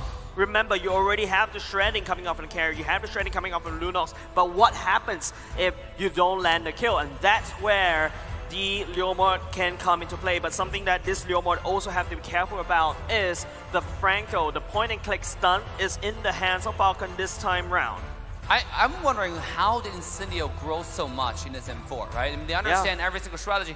Look at this composition they have. It looks scary. The Atlas comes in into the Leomord's ultimate, into the Grok. I mean, this is looking deadly just with those 3 alone, let alone you have Lunox who can shred every single possible. Lane jumps in, right? Probably within like 1 or 2 seconds, Lane's gone. Have to fly away, have to pop the Tempest Blade, the ultimate just to get away. Oh my goodness, I cannot wait for the next match. Assassin Dave quoting Goni right there. We missed that dude. But we can't wait, ladies and gentlemen. We're going to game number 3. Falcon going up against Incendio. It is 1-1 for now. 1-1 got banned though. Oh, yeah, no, anyways, here, oh, Naomi again. Okay, if he does what he did to Blacklist again, then, okay, I don't know what to say anymore if he actually does that, pulls that off. But here, Naomi's already gonna get punished early on, Dave. Oh, Naomi is getting shredded. Like, this is exactly what we're looking at, right? The paper shredders of the side of Incendio Supremacy is looking to shred the wings of Falcon. We're not clipping anymore. We're just literally pulling the feathers apart. Yeah, absolutely. Naomi, see, this tank, Franco get absolutely countered by Atlas, because Franco can't really check push except for using the hook. He's really not that tanky to front line. Their composition for the side of Falcon, they're looking to pick things off, where Incendio looking for Wongo Hongo. Speaking of picking things off, here's Alien getting hooked by Naomi. Beautiful, beautiful hook there from Naomi to make sure that one happened, and that will burn the flicker from this Atlas. Hey, you know what's interesting? The glue actually went for sprint here. Yeah. Yeah, that's a very interesting battle. Naomi, There we go, my one more God. time. No miss gaming from Naomi. This guy's scary, my goodness. And Incendio now will move back into the Lethal Wonder.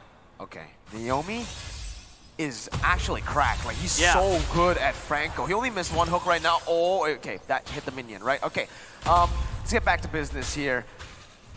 The fun fact is, Incendio don't even have a backline, dude. Rose is going to be diving. Sunshine's going to be in the middle of the team fight. He's not going to be all the way in the back, too. So it's going to be very hard for Falcon, and especially for Ken, to pinpoint on who to target down, right? Yeah. Because, sure, you want to go for Sunshine, but Rose is there to peel with damage that can melt you down, with burst damage. And if you go on Rosa, Brilliance gets out, sustain. Yeah, and also, don't forget that this Leomore played by TNZ is their trump card that won them the progression to today's matches, right? Yesterday, when they pick out the Leomore plus his T's, I had my doubts, but now looking at it, right, they're looking pretty good. It seems like they're giving up the first turtle, though. Team Falcon will be taking it for free, but not so fast. Apex 47 looking to find something done, but Naomi will strike first. The hook into the ultimate will go to first blood for Falcon Esports. Skin buff, man. Yeah. You're thinking what I'm thinking? Skin Yeah. buff right there, but hold on, yellow flash. Here we go, yellow flash will be burned down by Incendio. It's a 1-to-1 trade across the map. Another day, another first blood for Falcon, but another trade for Incendio, and they're looking to invade already. Oh, here we go. Ultimate comes down from TNZ here, finding some damage, pushing Ken away. He's trying to steal this red buff right here. 2-on-2 to the jungle. The territorial control might not be to their favorite here. Counts the real world manipulation. Won't find the zone edge onto Incendio. TNZ will have to back away, knowing they're 4, but they're not backing away. And the result is devastating, as Ling, played by Kane, will take another kill from team side of Incendio. But TNZ actually stole the orange buff there. Ken did not get it. Apex 47 now. Naomi coming down, being locked down, suppressed into the ground. Incendio will have to fly away with a skill 2, but it cannot be fast enough. The damage is already ready, as he'll be taken down. Whoa, Sunshine with a beautiful damage there will take Ken for the trade. Electro Flash OP, healing in the last moment. Ken got overconfident over there, but Merkel, you mentioned it, that the lack of the orange buff just hurts Ken a little bit too much. Yeah, but here, oh my God. Again, One more hook. Don't miss Naomi. he's missed one hook this game, right? Well, 2. Well, if you count the minion, then he hasn't missed the minion. We need a counter We somewhere got on a the screen. counter, yeah, somewhere. Naomi with the hooks, but yeah, at this point, I really still feel that Incendio Supremacy, they're completely fine. They're losing in terms of kills, but it's fine because, hey, guess what? Their carries are late stage. Sunshine here, you could already see with that Electro Flash, like you mentioned, he's very hard to catch. And with that additional kill, he's going to get that power spike a bit faster. And for Rosa, that's 1 kill and 1 assist. 400 gold lead for Incendio. As long as Incendio stay here, even if they're down 2,000 gold, they're still in the comfort zone. I think for the son of Ken, Here we hold go. on. The Fatal Link connects, and it's going to be Naomi taking down first. Incendio strike into the heart of Falcon. Now Yellow Flash coming in, finding the split on TNZ. Will be taken low and almost taken down. It's going to be dropped. Yes, he will. A beautiful ultimate from Ken will make sure that one happened. Meanwhile, the back line is Justin finding himself isolated in the island, who will be traded off. It's 1-2, and Team Falcon takes the fight. Technically 1 for 3, right? Naomi was caught right before the team Right, fight. So 1 for 3. Incendio again pushing their lead with a quote-unquote late game composition. Falcon, if they don't get out of this, if they don't form, you know, some sort of just a fight that goes well for them, Incendio are just gonna outscale them, take the game slow and take turrets. You know what? I feel like Falcon what needs to do right now is go Naomi catch.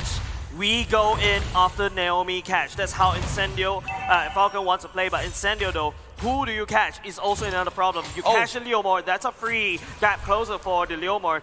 If you catch Apex 47, that's a free gap closer for Apex 47 as well. Rosa is proven, but hold on. Oh, here comes the mass. It's barely missed, and now it's going to be Apex 47 in the midst of everything, taking a lot of damage, taking down Berbero, and he will be taken out by this Yellow Flash, who is in between the ultimates of the entire set of Incendio. It's a 1v1 trade so far, and Incendio makes a comeback, and now making a move to the turtle.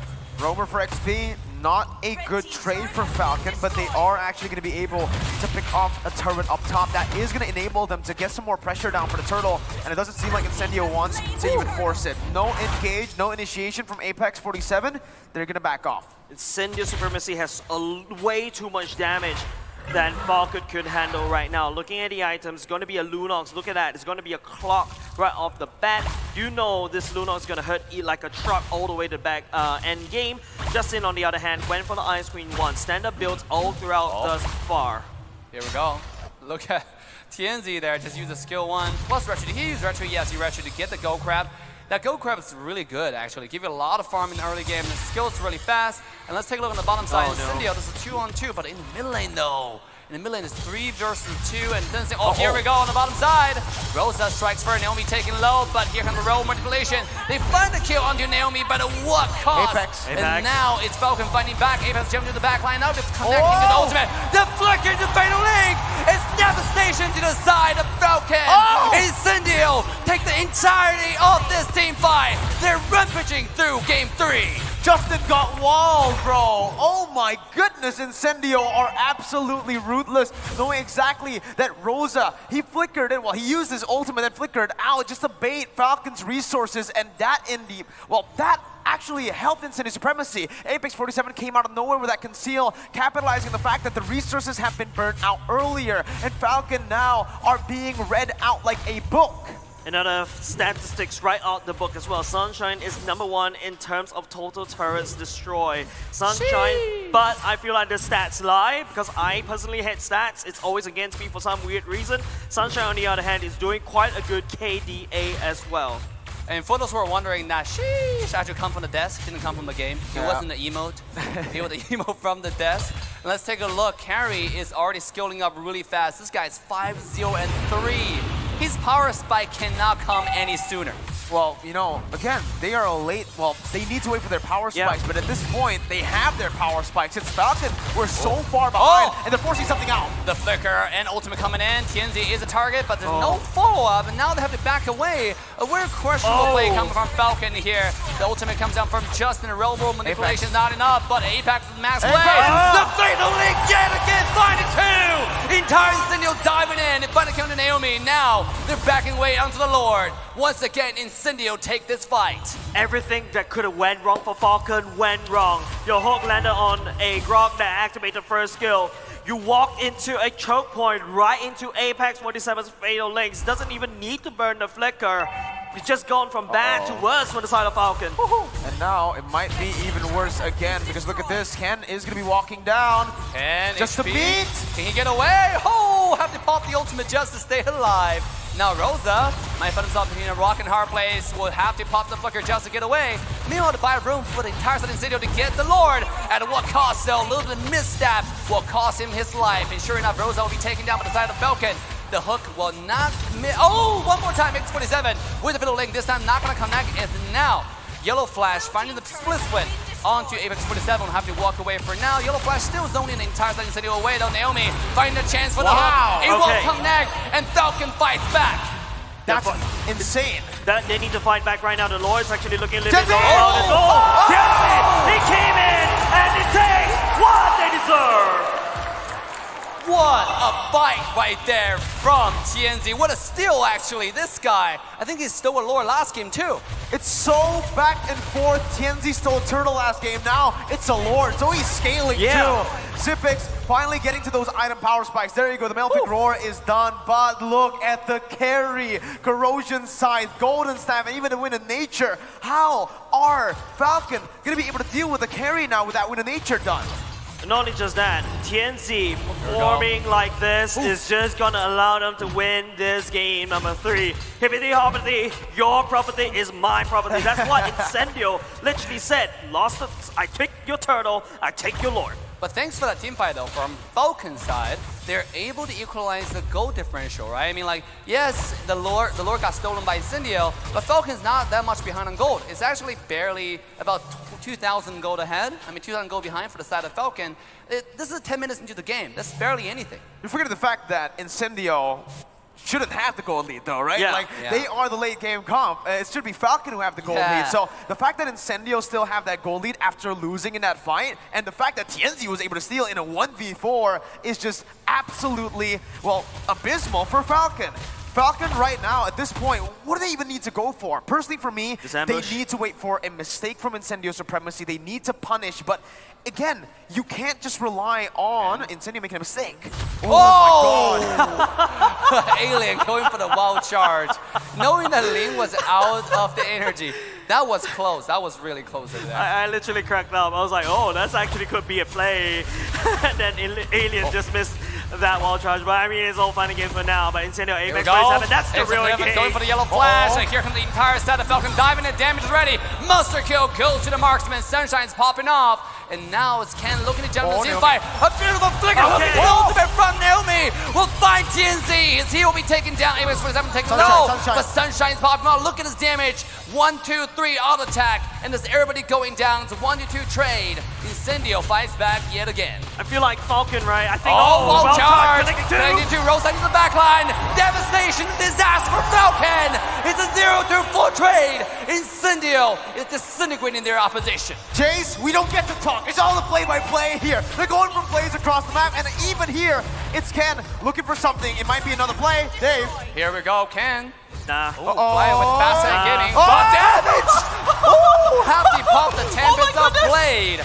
Ken barely gets away. I like how you said nah, and then it's like Sunshine, hey, I'm here. Yeah, it's like Ken, you needs to use the ultimate just to get out, just to have the iframes. That's the amount of damage Sunshine is doing right now, and Incendio looking to perform on form, but I have to just gotta say, right, Falcon, right now, I feel like they're fighting 2 battles, and especially in a game like this, where Incendio have this late game composition, it came super early, Falcon needs every hand on deck. Well, you know, it comes down to, again, Falcon not knowing who to target in team fights. If they go for Sunshine, Rosa's free hitting. If they go for Rosa, then everyone else is free hitting. And they, on top of that, they have so much CC to actually negate that dime. They also can burst the frontliners from Falcon. So, again, Falcon, at this point, they really need to find some isolation.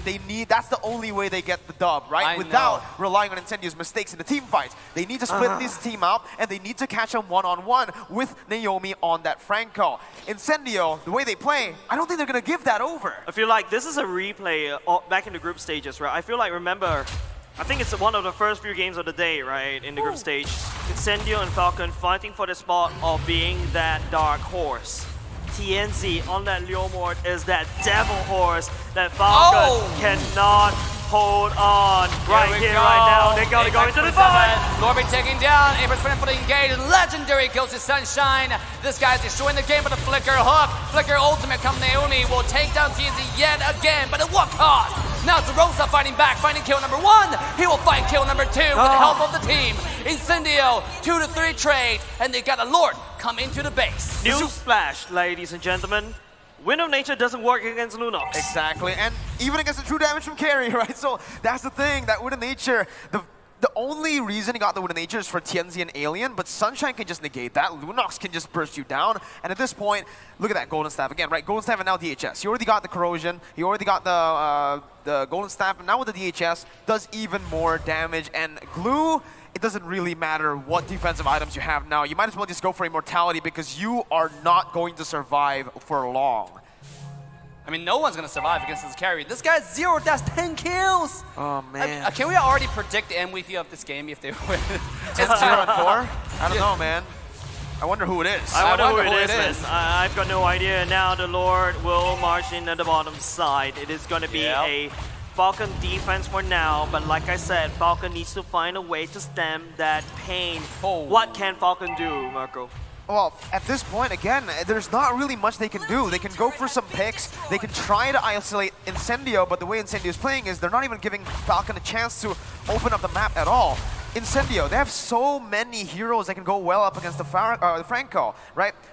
Falcon picked up the Franco here, but Alien can actually just negate that just by just standing in front and popping up the power of nature. We also have that Atlas with the perfect match. There's so much for Incendio, and to dodge away and to just negate that hook and the pick potential from Falcon. You can see Ken relying on a lot of damage items, got the BOD instead of a defensive item, but against Sunshine, with nature, instantly. Nothing, there's no burst that can really get to Sunshine. At this point, I think the only chance for Falcon to come back is Franco land a Flicker ultimate onto the carry, right? I mean, if they don't get carry, it's GGWPs. Look at the goal, look at the damage dealt.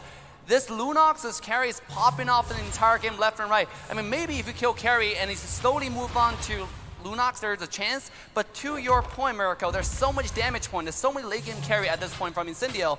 It's like, you're just really awkward position right now. Yeah, I mean, optimally, Falcon want to get Sunshine first, right? But even if they go for Sunshine, TNZ, look at his items, look at how tanky he is. He's definitely not going to be standing by there as his gold laner gets completely dove on. They also have Alien with that ultimate to cover up to peel. It's so easy to negate all kinds of aggressive movements from Falcon here with Incendio's draft. Oh, my eyes is on Rosa. Just take a look at the amount of items in terms of magic damage. That's a Holy Crystal already built in. The Genius Wand definitely going to the Divine Glaive. That's a ton of magic damage. That Falcon, I'm pretty sure they're too focused on the physical damage department. They're gonna get shredded by Rosa. At this point, right, I think this is the reason I expected Falcon to go for something like the carry for the first pick. Sure, they have that Hereth pick, but they never pick it up in the first phase, so it's very easy for Incendio to punish that. And now it's a Hail Mary play. It's desperation for Falcon. Here we go. Rosa with the flank onto the side. This time the ultimate is not going to be that successful. We have to back away for now. Look at Apex finding one with the ultimate. Naomi, beautiful hook one more time. Wall charge into the back line. Alien, this is the entire side of Incendio diving the side of Falcon. Everybody's taking down. Immortality being popped. And it seems like it's going to be Yellow Flash taken down first. But not so fast. 1-to-1 trade as Falcon will equalize. That was a good execution by Falcon, but also a mistake from Rosa. This is what they need. They need to capitalize on every small mistake, but even with Rosa mispositioning like that, missing the combo, you're still able to get out. That's what the brilliance is there for, and look at the damage! Oh my God. Rosa coming in one more time, just one skill too. On Justin, that's 50% of your health. I mean, think about this guy diving onto Zipex. There's not too much you can do. Athena shield, yes, a little bit, but end of the day, like that's probably what, 2 to 3 more skill 2 and you're dead. Yeah, and the thing is, for Rosa, he doesn't really need to kill these opponents off, right? As long as he does enough damage for Falcon, the Falcon members to back off, that's all you want to do because you already have Tianzi, the cleanup crew, like you mentioned, Jays. At this point, you can see Falcon, they're just really tunnel visioning onto the Lord because this is all they can do. They can't pressure the side waves anymore because in a 1v1 situation, they're not going to win. In a 2v1 situation, they might actually even lose. I think Falcon really need to try to split. Use the fact that Ken is a link to try to fly from one map to another. Ken should not be really sticking to the main team fight because they know on a 5v5 it's definitely in the favor of Incendio Supremacy, right? But right here, Incendio Supremacy on the other hand, time's on their side. And even if they're on the same amount of gold, I still feel that Incendio's draft has more damage as compared to Falcon's draft. Here we go. Oh, the engage comes in from Ken, looking for a little damage on Apex.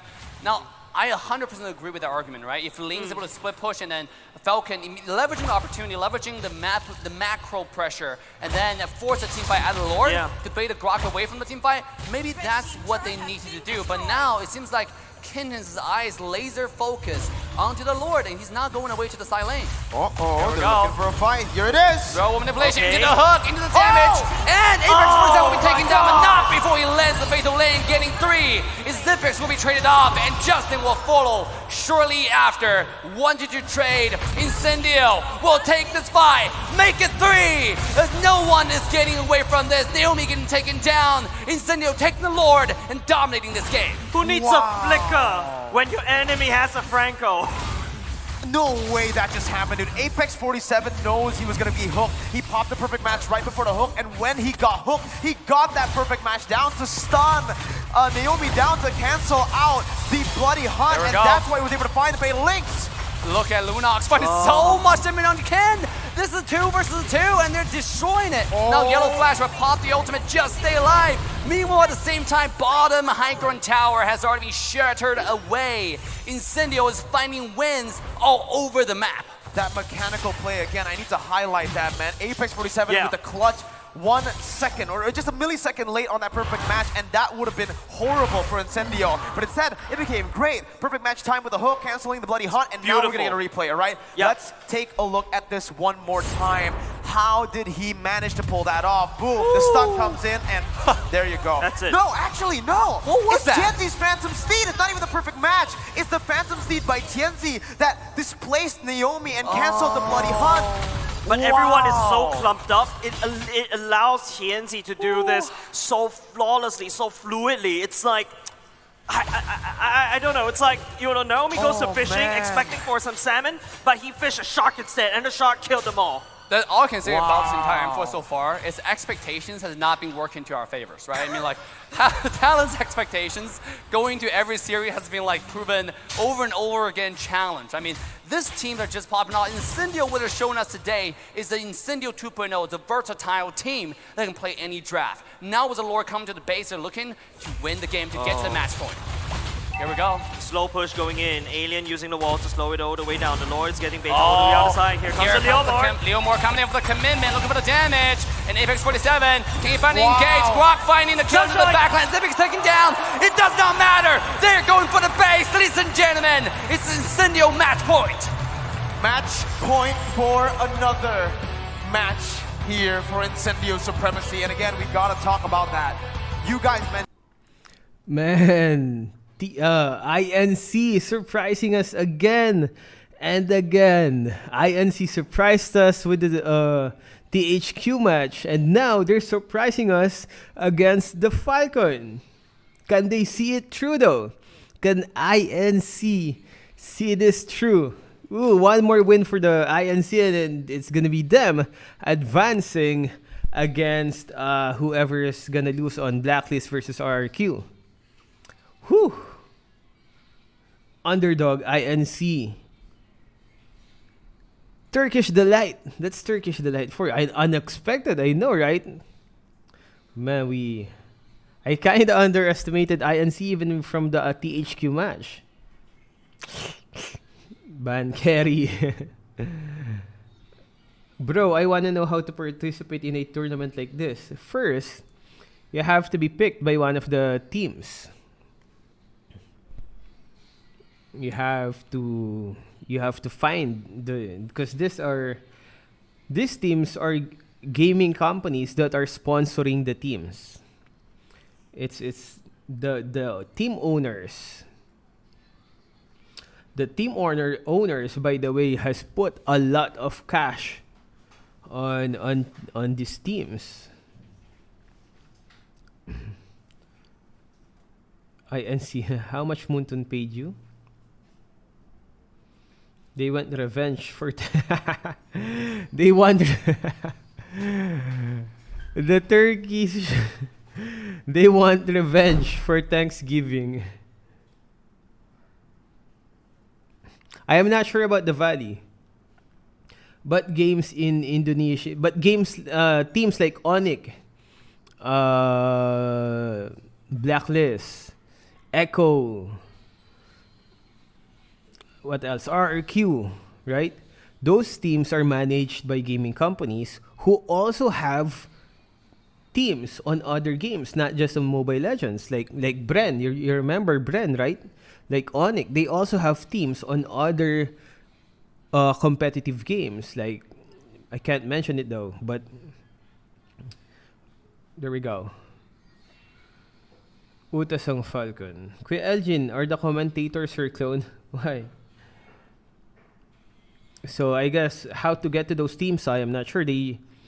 I'm not sure. That's the teams. That's the team owners or team owners' job to find talents.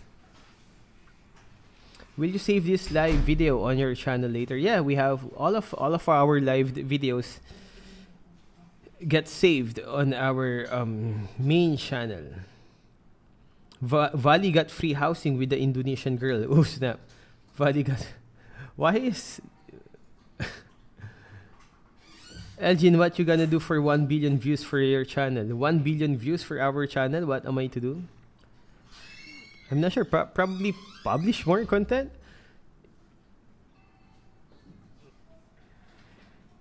Elgin, you used to like Zilong. Are you disappointed?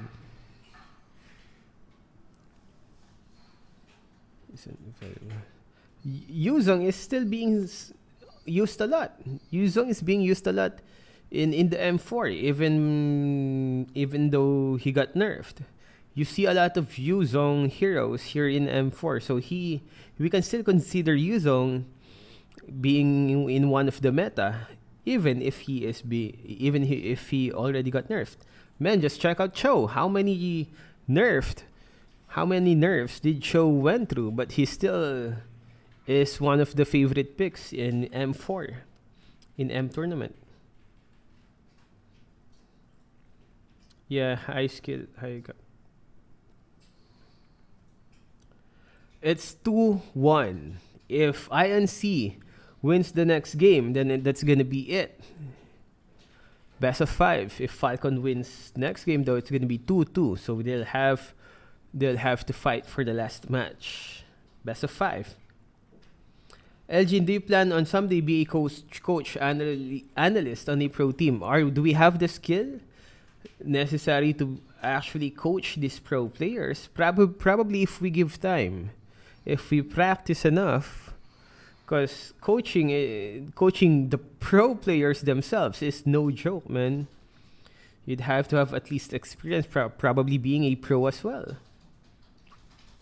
Because we can probably do that as just in name, right? Because I've seen a lot of guys doing that, being the coach analyst of a team, just in name though. Like, anime lover, what's up? Waffle stamp, Sigma face. Yeah, and we're more on content creators. Ayan eh. Unboxing. Liit ah. Yan yung i-unbox natin. Oh.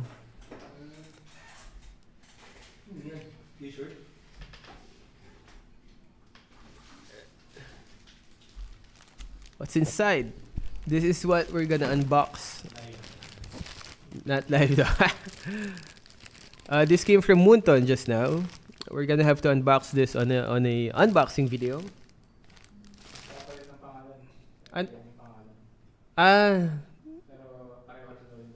Ibig sabihin YouTuber din tong pangalan na to, no? Nicola Reyes. Oh snap.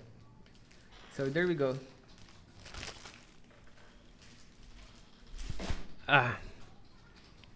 Not live. We're gonna have to do a separate video on it. Limitless Roblox, what's up? Elgin, are you in your office? Yeah. Office. Highlights. You can find Cho side lane on Epic.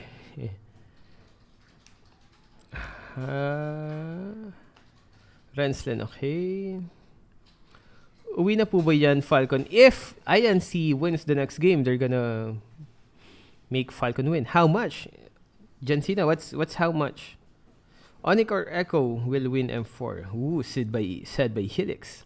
Yeah, definitely those teams do have what it takes to be the champion. Hopefully INC surprises us. Maybe INC will become the champion. Is that asking too much for INC? How much Munton paid you on what?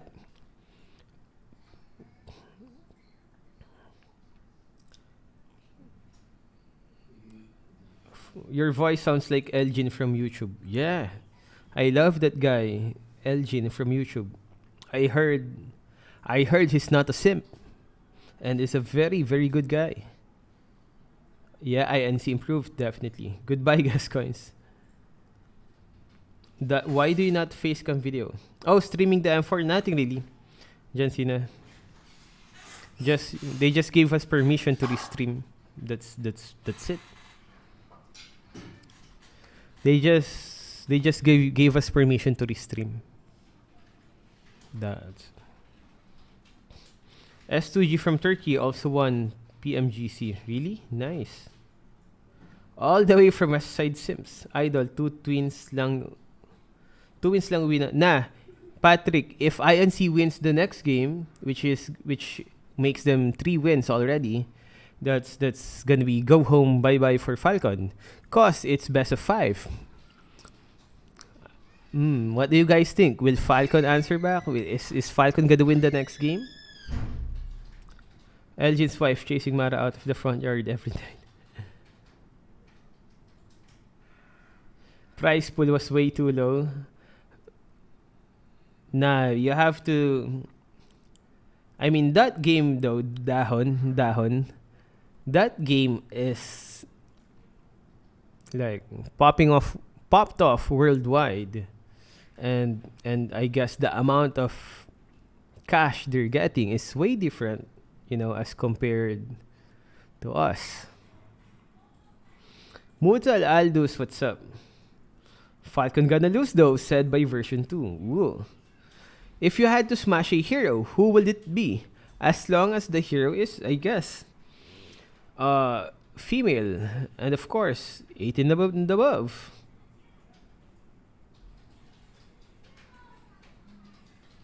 Sup, Kyon? What's up?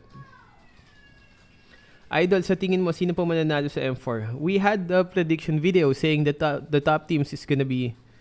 We had a prediction video showing that the top teams is gonna be Blacklist, Echo, Onyx, RRQ, and Falcon. But it looks like we're gonna be wrong on the Falcon being on the top teams. But it's still 1-2, who knows, man. But Falcon was one of our choices to be on the top teams. And now, INC, out of nowhere. Remember, Falcon took out Blacklist twice. And now, INC already surprised us on the THQ match. I thought that it's gonna be an easy win for THQ, but INC came out on top. Now, again, surprising us against the Falcon match. I mean, this is the Falcon, one of the teams that was previously on the upper brackets, playing with the big boys. I mean, Falcon was the top group during the group stage. Hopefully, INC sees this through, though. Hopefully, INC can close this cleanly. Nana's... Oh my God, FIA. Do I have to call the FBI FIA? Nana is not of legal age, man. Have you played... Yeah, Alden, yes. FBI, open up. Outfitless guy. Okay, bro, you can see. I'm not a mage main, but... I hate Zask, man. Zask is... For me, Zask is a more annoying opponent than Nana. By the way, I'm usually Kagura mid-mage. Elgin is 1 kid away from launching his own team. Man, I don't know, man. I'm gonna stop at 4 kids. I can't have another kid. It's too goddamn stressful. The pregnancy period, the giving birth period, the baby period where they're so small and fragile. I can't, man. My heart can't take another kid. It's so... It's too hard, man. Like, you worry about it. When my wife was on her 8-month pregnancy, I was always like ready to go. If she felt just a bit something, I was like, let's go. Hospital time. And I had to be on that mode. I had to be on super dad mode for like a month. Even a month and a half, because 7.5 months of pregnancy, man, I was already nervous.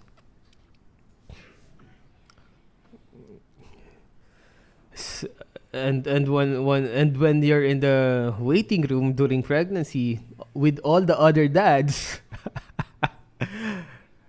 you can see the stress on all of the other dads being there. You can see young dads, old dads.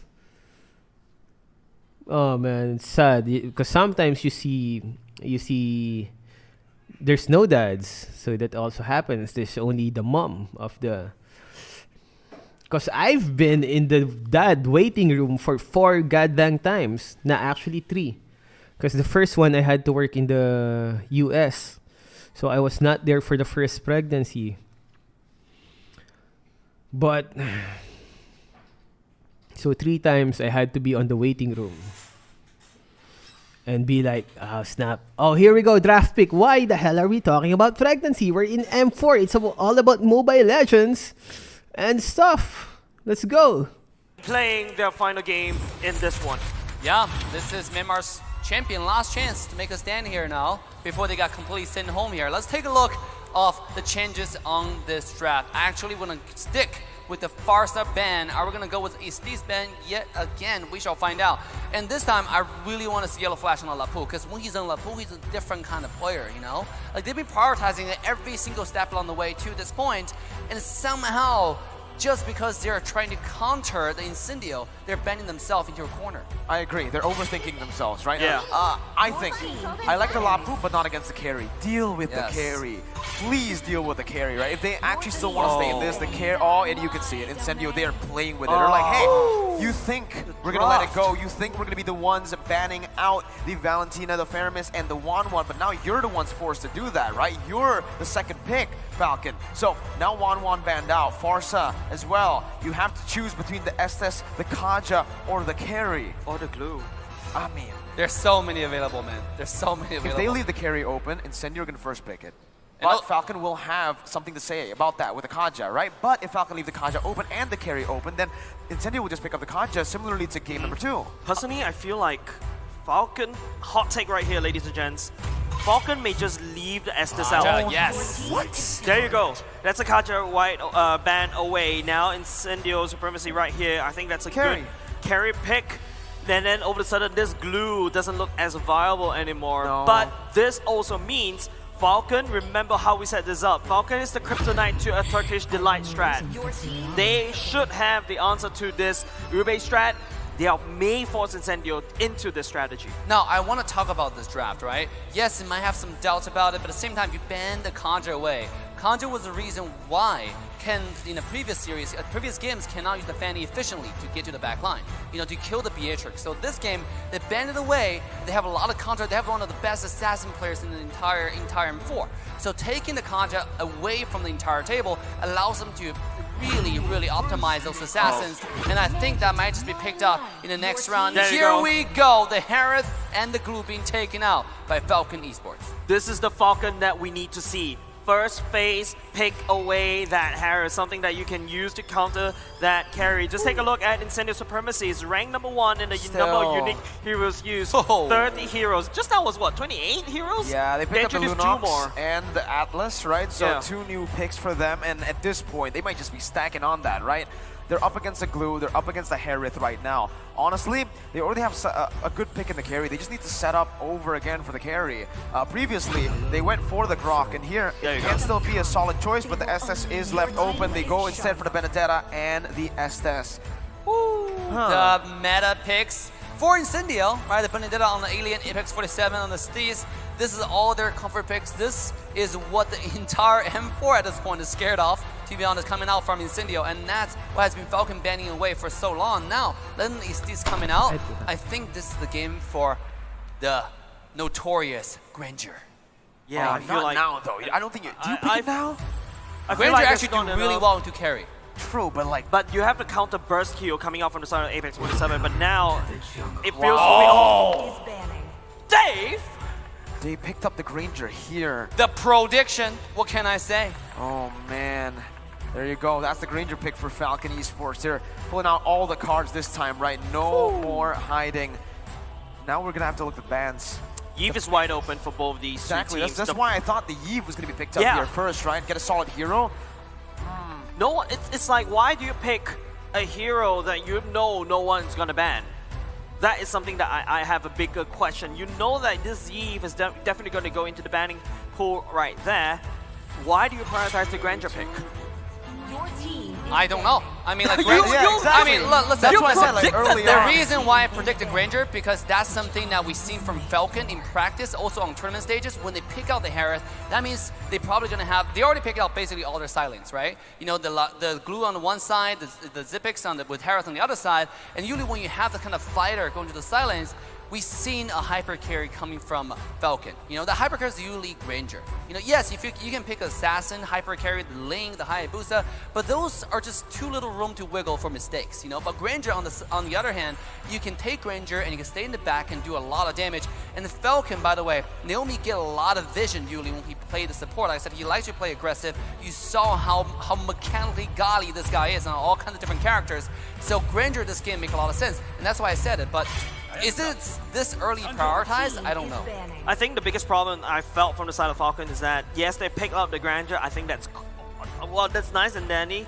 But what I would like to see is the real world manipulation. You know, the edge of that box is used to stun so that can land down the ultimates well. Because if you notice from the side of Falcon right now, they don't really have this Omega big AoE lockdown. Whereas for the side of, you know, a Incendio, right? They do have definitely the Benedetta will be bringing in the Petrify. There's also this massive slow field coming out from the Estes. There's also that slow coming out from that carry. Something also very interesting is that Falcon banned away the Hayabusa. I think it's more of a knee-jerk reaction. Farsa is super wide open for the side of Incendio to pick up right now. It's also open for Falcon to pick up, right? It Yeah. can be a choice for them. They can go for something. Okay, they go for something a bit safer with Lilia, but this just gives Incendio the chance to pick up. Another Rosa. new hero for Rosa. That's 31. This man's on a mission, man. 31. Incendio need a jungler unless the Benedetta was a flex towards the jungle. Oh, there you go. You can already see it. They're going to go for it again. They want to go for the dive. Up against the Granger, though. I actually really like the Granger matchup up against Leomord. Good kind, right? Yeah, yeah. And on top of that, Falcon, you know, I'm thinking at this point, if they want to go for this front-to-back composition, a roamer that can suit well, they're going to lack a lot of initiation for Lear. How about Chow? You know, Chow? Yeah, Chow is really good, right? Remember, Franco's still available on the table, and with the Leomord, they can easily lock him down for Granger to do free damage. Kufra will be really good as well. Will completely counterweight TNZ on the Leo, right, to make sure he doesn't dash away. And the Benedetta, obviously, and Naomi play a nasty, nasty Kufra. Speaking of that, he's gonna go with Lolita. I don't really like this Lolita pick. Same. I feel like the Kufra is a lot better. The bouncing ball is a lot easier to execute. But I also understand what Falcon needs, something to point and click stun, especially on the Leoma that's jumping all the way in. But I feel like this is arguably the best in slot for Falcon. But I think the Kufra is a lot better. The bouncing ball should be something that's a lot easier to handle.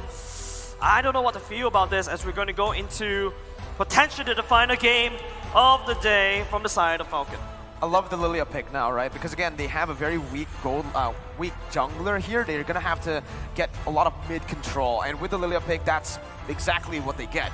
Mid control gonna be in favor of the Burmese here, and we'll see based on the drafts, because the Granger is gonna be the key factor if they win or even if they lose. And ladies and gentlemen, this game stake cannot be any higher. In the crowd, let me hear your support for your team. Ladies and gentlemen, we're going to go into the final game, potentially, for the side of Falcon. Incendio has been reigning supreme for the past 2 games in a row. Looking to replicate that once again in game number 4. Okay, let's take a look at it again, right? Ken, does he go for a killing spree? I do believe he, yeah. Okay, it's a killing spree emblem for Ken. Again, just very standard emblems here for both of the teams, you can already see. But Yellow Flash is still opting to go for the sprint on that glue. No flicker, not even the vengeance that, you know, we usually see. So, Justin also is opting to go for that sprint. Oh, the Wombo combo. Here we go, again. Power might be in trouble, and sure enough, the first blood going to Falcon. This is the 4th game in a row. Okay, some struggle signs, fight life signs happening for the side of Falcon. That is a good kill given over to Ken, and that's the power of the Granger in the early game. But when you go towards the later part of the game, the Rosa will definitely have enough items to burst down any single target from the side of Falcon, and it's so much easier for TNZ to follow up with the Phantom Steed. That's going to be really tough. I agree, right? Oh, who can actually get to the Granger? It's just the Kagura that I can really think of. And the Benedetta technically with the final blow, right? Oh, here we go. The stun comes in into the skill 1, and this is the Ken. But the Death Sonata finding another kill into the jungler of Incendio. Falcon fights back in game 4. Threading the needle. Good positioning by Ken to find that Death Sonata just in between of the members there. And you can see already they're trying to put Ken into a position where he can get the most gold here. Already taking a few hits on to the turret gold and even picking up that gold buff. So the snowball is already ready for Falcon right now. 1,000 gold lead and 2 kills onto Granger. That's a very early game gold lead, right? And not only just that, it is also Yellow Flash doing a tremendous job in making sure that someone stays still for Ken to land that ultimate. So remember what I said, I need Falcon to have a hard CC. Well, technically speaking, Yellow Flash, that is also kind of like a hard CC. I like what you said regarding glue is making sure they're staying still. That's exactly what glue does, right? It fits the name, fits the character, and that's the playstyle for Falcon. I mean, they play Granger like no other team, right? Because right now, this meta is heavily assassin focused, sometimes the tank jungle, both are viable. Falcon plays Granger like just a like last season, like M3, you know? They play the Granger is still the most meta character in the game right now. Here we go, speaking of that, Naomi coming in with the stun, that's not finding a lot of damage. Rosa, beautiful dash to dodge away from the damage. If it goes like this, you can already see it's just now in the item check. Ken is already building towards the Hunter Strike very early on. If he gets that down, that's a lot of damage early for Ken, and there's no one on Incendio that can really sustain or soak in that damage. Remember, the Hunter Strike will basically add into Ken's mobility, getting more of that Rhapsody and getting the Death Sonata down easier. Yep, and not only just that, Rosa is going for the late game route, There you go. Pulling 3 minutes. pulling out the clock, but it's going to be a emblem coming out just for show for now. Zipex goes for the mystery shop. You mentioned about Hunter Strike for Ken. I'm looking at the same for TNZ as well. Hunter Strike also killing spree, but here we go. Here we go, Phantom Steed just to get away. TNZ, can he make a Yellow Flash into a Nimblance Blast? It's not going to connect for now, but TNZ taking low. Ken is the target, but he will find a reverse kill. Allen surviving 1 HP, not for long. Double kill to the side of Falcon. 4-0 start for Falcon and Zipex. 1v2. On the bottom side, Zipex with the ultimate. Oh, damn, Sunshine 1 HP. But thank you for the blessing of Moon Goddess. He will survive for now. It will go so bad if Apex 47 wasn't there. You can start to see this is the reason why the Costin has been talking about Zipex carry.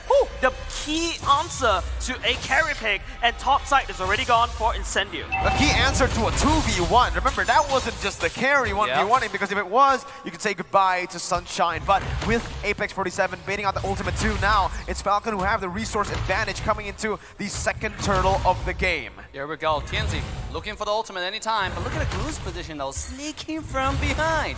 Quietly and softly, you know, like a Glue, you know, pretty noiseless, right? Pretty quiet. And here we go, the stun comes in, TNZ will have to dash away. The Phantom Steed comes out, looking for the damage, but will have to dash away for now. And the Falcon one more time. Wait! What is the turtle? What's going on? Rosa will steal the stuff away. And now, Mega Kill goes to Granger. Falcon looking to retaliate, finding anything they can. TNZ finding the kill. He will get the kill onto Naomi and equalize the fight, but at the same time, what a beautiful steal coming from Rosa. Hippity hoppity, you are my property. It's not only applying to TNC, it's also applying to Rosa. What a crazy steal coming up from Incendio. Oh, that was, I don't know what, I guess that was stellar, right? Oh my goodness gracious, what a steal. TNZ though, he is still the Lord Slayer. Rosa stole that one earlier, but rank number 1 and the highest Lord secured in M4 is TNZ with his incredible retribution. Rosa might follow through with that stat department though. Yeah, one Lord for Rosa, but I mean, the biggest question is, among these 14, how many are stolen? Oh, here we go. Nuance Blast. TNZ found himself in trouble, but a flicker this time, and TNZ will have to dash away. With 1 HP, he's able to get to safety. What a beautiful mechanic, and a little bit of miscalculation from Naomi on the flicker. Uh-oh, misplays happening left and right. That's gonna definitely impact the confidence coming in. And you can see Falcon, I think if they were able to get the turtle and a few more kills on the board just now in that turtle fight, you would actually see Ken go for more damage instead of going for the brute force breastplate in the second item. Sure, it's still really good here. It gets some more defense plus also that movement speed, but At this point, with 4-0, let's see. I think he should have gone for more damage. I feel like this is not the final form for the side Incendio. If you notice, Apex 47 has been babysitting Sunshine most of the time at the bottom lane. Another thing to also note is that Rosa is picking up the clock. Rosa is gonna slowly scale with the clock's destiny as time goes by. Falcon, on the other hand, their time is a little bit short. Lane. Yes, there's a Zipex at the last game, but Tianzi. One more time, jumping in onto Naomi, who's taking very low, but here comes retaliation though. Numerous Blast will go wide for now. And now Zipex finding his way into the team fight. Damage is in. Ken looking for the Death Sonata, connecting one, but not the other two. And now Falcon looking to get away as Alien makes his entrance to the team fight. Yellow Flash himself, isolated by the entire team. And Falcon now making a move onto the turtle. All ultimates gone. My goodness, that was a brilliant fight with both teams disengaging. Falcon, though, will have a bit more pressure to play with around the turtle, starting it up first here. So Incendio needs to find a proper response. They need to be able to get that gap closer down towards Ken. If Ken is in that backline free hitting, it should be Falcon who wins. Yeah, here we go. Look at that. Ken pulling the turtle away. But Alien, look at this position, and Rosa on the side. They don't get flanked the backline at any time. This is double trouble we're talking about. Speaking of double trouble, here's TNZ coming in with the ultimate one more time. But yet, it's just a trade-off of skills. There's no casualty just yet, but Naomi's HP is worrisome. Ultimates are coming back up online already. It's going to be Falcon as well. Oh, but here we go. They need to come into this The fight. mask, and this is a full Falcon diving in. They find kill number one at Apex 47, who had nowhere to go. As Alien on the run, he will get away, but a turtle cannot, as Falcon will take this objective. Beautiful execution by Falcon, baiting out that Phantom Steed first, looking to go for a team fight there, but it's all just a bait to bait out the resources. Ken, with no resources available from Incendio to actually dive into the back line, can get that Death Sonata easy. And that's the thing about Falcon's composition here. Ken doesn't even need to be close to the fight. All he needs to do is pop the Death Sonata from afar, and he does enough damage to zone Incendio away. If he targets it perfectly, he might even be able to assassinate some targets. And now you can see, carry, sure, Corrosion Scythe and that Golden Staff, but when you're being outranged this much and you're out-sustained by a Herod that can just constantly be in your face while not taking damage, the carry really struggles. Not only just that, Brute Force Breastplate already built in before the side of this Granger. Need to prioritize on those defenses that if you notice the damage start to go down. One more time, TNZ jumping in. Naomi is the target. He will be taken down first. As now Incendio fighting back. With Granger, Death Sonata connecting onto TNZ, who's taken down to one shred of health. Alien jumping in, but himself alone, and he will be quickly eliminated from the map. This is a 1v1 trade so far, and Falcon will move back to their side of the jungle. I take any EXP laner for my Roamer any day. Not that, Roamer's life don't matter, but your sacrifice is valiant. Very value. 0-2-0 Alien though, in terms of gold, not too value, but in terms of pressure on the map and getting Yellow Flash to a point where he's gonna be ahead of Alien, very, very value. Now, Incendio, I think you're really starting to see that mid-game power spike for Apex 47. He's getting a lot of the healing done and sometimes even out-healing the damage coming from Falcon. So this is where Falcon really needs to allocate their damage properly. If they don't target the right targets. Bomb side! Solo kill! The one-on-one! And Falcon take down the Supreme! Beautiful job from the Granger. Revenge from game 2. I feel like Falcon finally realized the way to counter the Leomord is in that Granger. Whenever that Leomord is charging towards you, he has to run in a straight line, and that's where you can land all your Rhapsody. You can land down, and that's MSCA modes. You can also land down your Death Sonata as well. It's going so well for Falcon, but at the same time, Falcon is on a timer. They need to end the game very quickly, and they know it. They're taking down turrets for now, and they're taking the First Lord. Incendio are really struggling to find, a proper engage to lock down that back line because of how good Falcon's front to back really is. You can see here, TNZ gets the Retribution down, secures the purple buff. But with the Lord marching, Falcon just wanted to actually, bait out the Retribution, use it to siege more turrets here. Alien's doing a very good job at actually clearing out that top lane.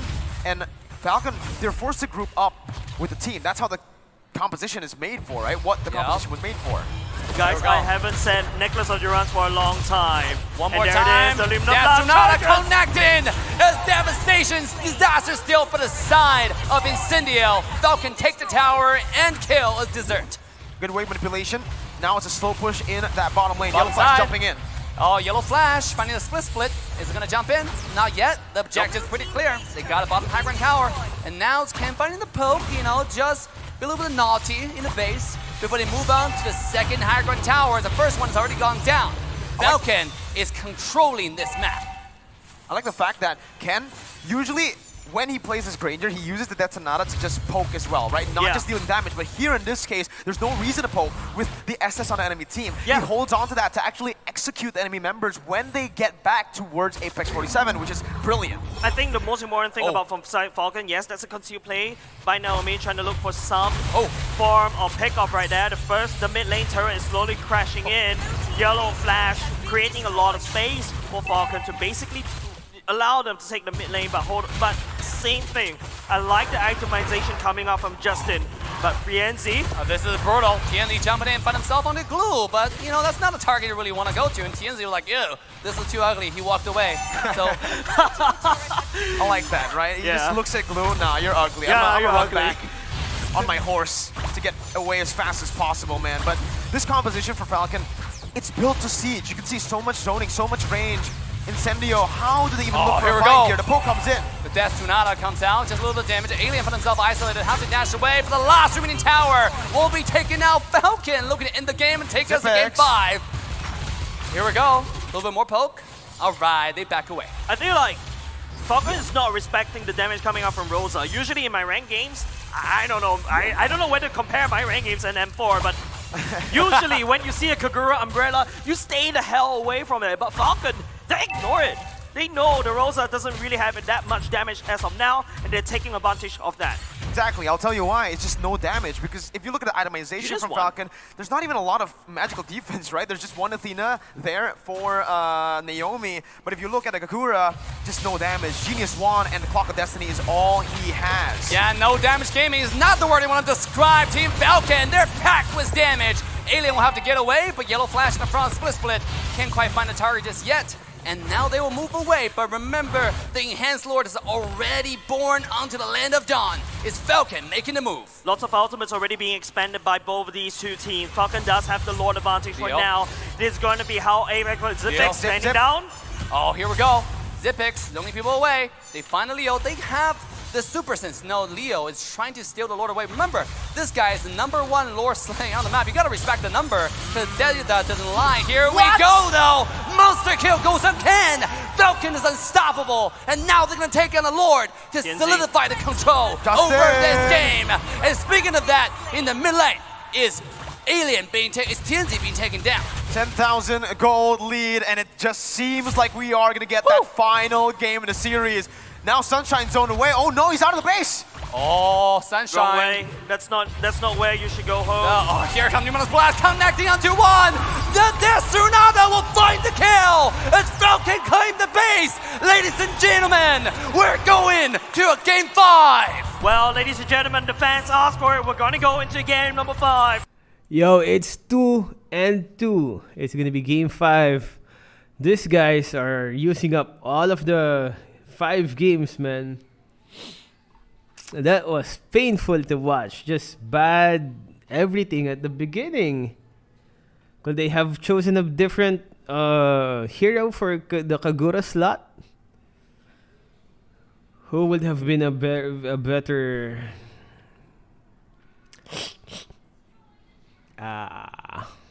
Anyways, last game. This is the last game. 2-2. Whenever you have to remember that whenever INC wins, it's always a tough match. But when Falcon wins, it's always dominating. Have you noticed that? 2 wins from Falcon, they dominated the whole game. And 2 wins from INC, they had to work hard for it. Very close. They had to work for the whenever INC wins. Yeah, I do think Kagura was a bad pick on that one. But it was not just they just did bad, not just for Kagura. But I do think for that composition, Kagura didn't even have a chance because the team just crumbled at the beginning. We couldn't even see any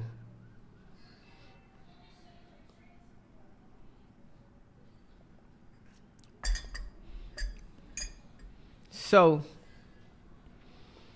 Here we go. Yeah, we didn't even see any Kagura. We barely see any Kagura bursts on that last one. Didn't. But it's the whole team of the INC that just crumbled on that one. Come on. Last match, here we go. Ooh, it's still 12 minutes. Are you sick, Elgin? Now we're good. We just had sad Kagura moments. Oh, definitely. Was Eve banned? Because Eve is usually spammed. Was Eve banned on the draft pick? Who's playing ML in your office, Elgin? I think it's down.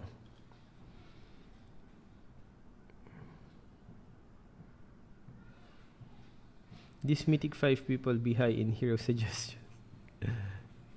But Eve was being spammed though. Eve was being spammed in the M4. Is Eve a good pick on INC's last team composition? Is Eve? Oh, Eve was banned, yeah, definitely. Because I think if Eve was not banned, they would go for Eve. Eve is being spammed here in M4. Eve and Fredrin and Kerry and Glue. I think those are the heroes that you always see. Eve, Fredrin, Glue. I think those are the most heroes I've seen on M4.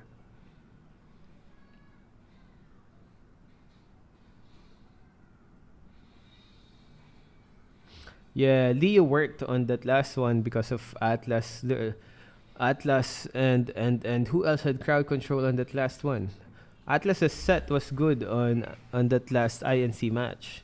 Imagine Atlas's ultimate and then Leo's gonna show up. It's actually the perfect scenario for Leo Mord whenever Atlas would set. Like all of those splash damage, man, all of them clumped together because of Atlas's ultimate.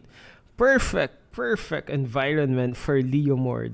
But, a lot of buts.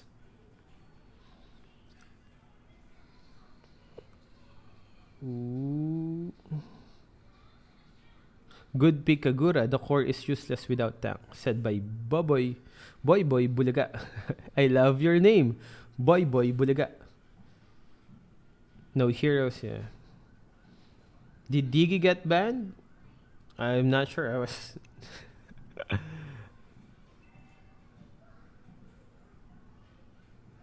When are these girls gonna interview? That's why I'm here. The girls will interview the winners on the last match. Winners. Oh, but they did. Mara and Clara did show up before. Oh, that's nice to hear, Muhammad.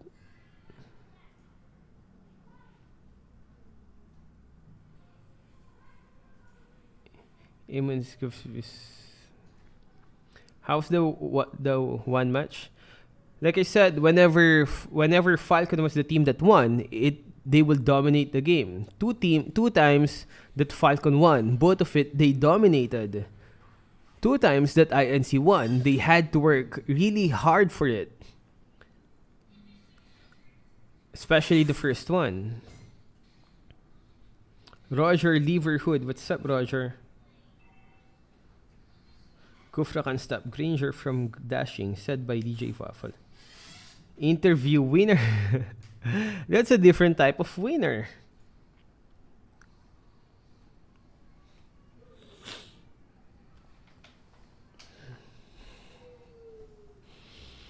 Ooh. INC is the second team that uses Estes that much. Blacklist being the first one. What is your battery percentage, Elgin? Where? I'm on my PC. Mara Aquino or Clara? Is Ed good versus Glow? I'm not sure. Normally speaking, Layla in tournaments. Some of the guys were saying before, yesterday, that Just imagine a Layla with a dash. Ooh, that will be so OP, man. Imagine Layla's range with that dash.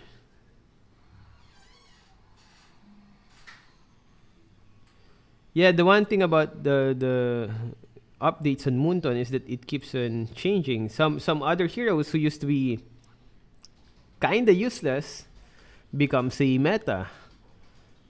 So I think that's one of the good things about the consistent updates by Moonton. Sometimes the forgotten heroes gets back on the limelight. Cool. I am coming to your home. How do you know my home? Imagine a Layla pick.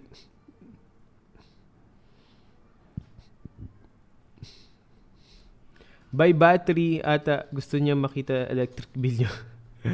May electric bill. Nerf 1-1, Anya Forger said. Well, before they would nerf 1-1, they should nerf carry first, man. If they're gonna nerf someone, carry has to be that number one. Has to be the number one on the list. Elgin, I have 2 maniacs on a solo rank match as Alu. AI, you do love your Alucard, man. He recognizes the background from webcam sites.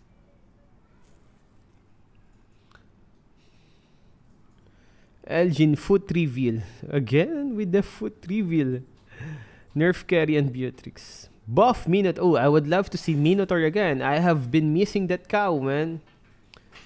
We have not seen much cow Minotaur. We haven't seen Minotaur lately on the upper ranks. Elgin, I will hate you if Falcon lose. I am sorry, Tosif.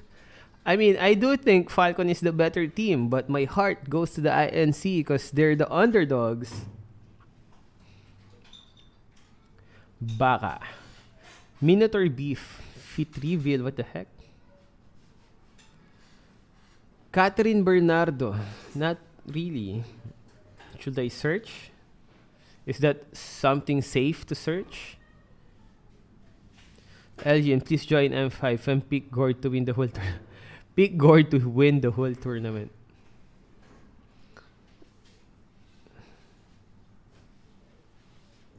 Falcon gonna lose, mark my words. Said by Ghost Bogrol.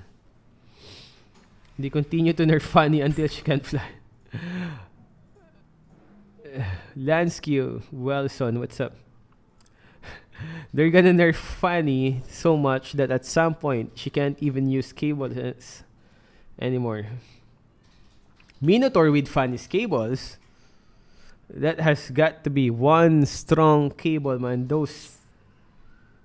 I miss Aterna. Oh yeah, we haven't seen Aterna. How do you pronounce her name? Aterna lately in the casters. Let Turkish people win, said by Henry J.R. Gonzalez. Turkish Delight. Who's gonna play after this match? After this match, it's gonna be the favorite team of most of you guys. It's gonna be Blacklist versus RRQ Indonesia. Thoughts on Valley win versus Todak? Good. The Valley surprised us on that match versus Todak.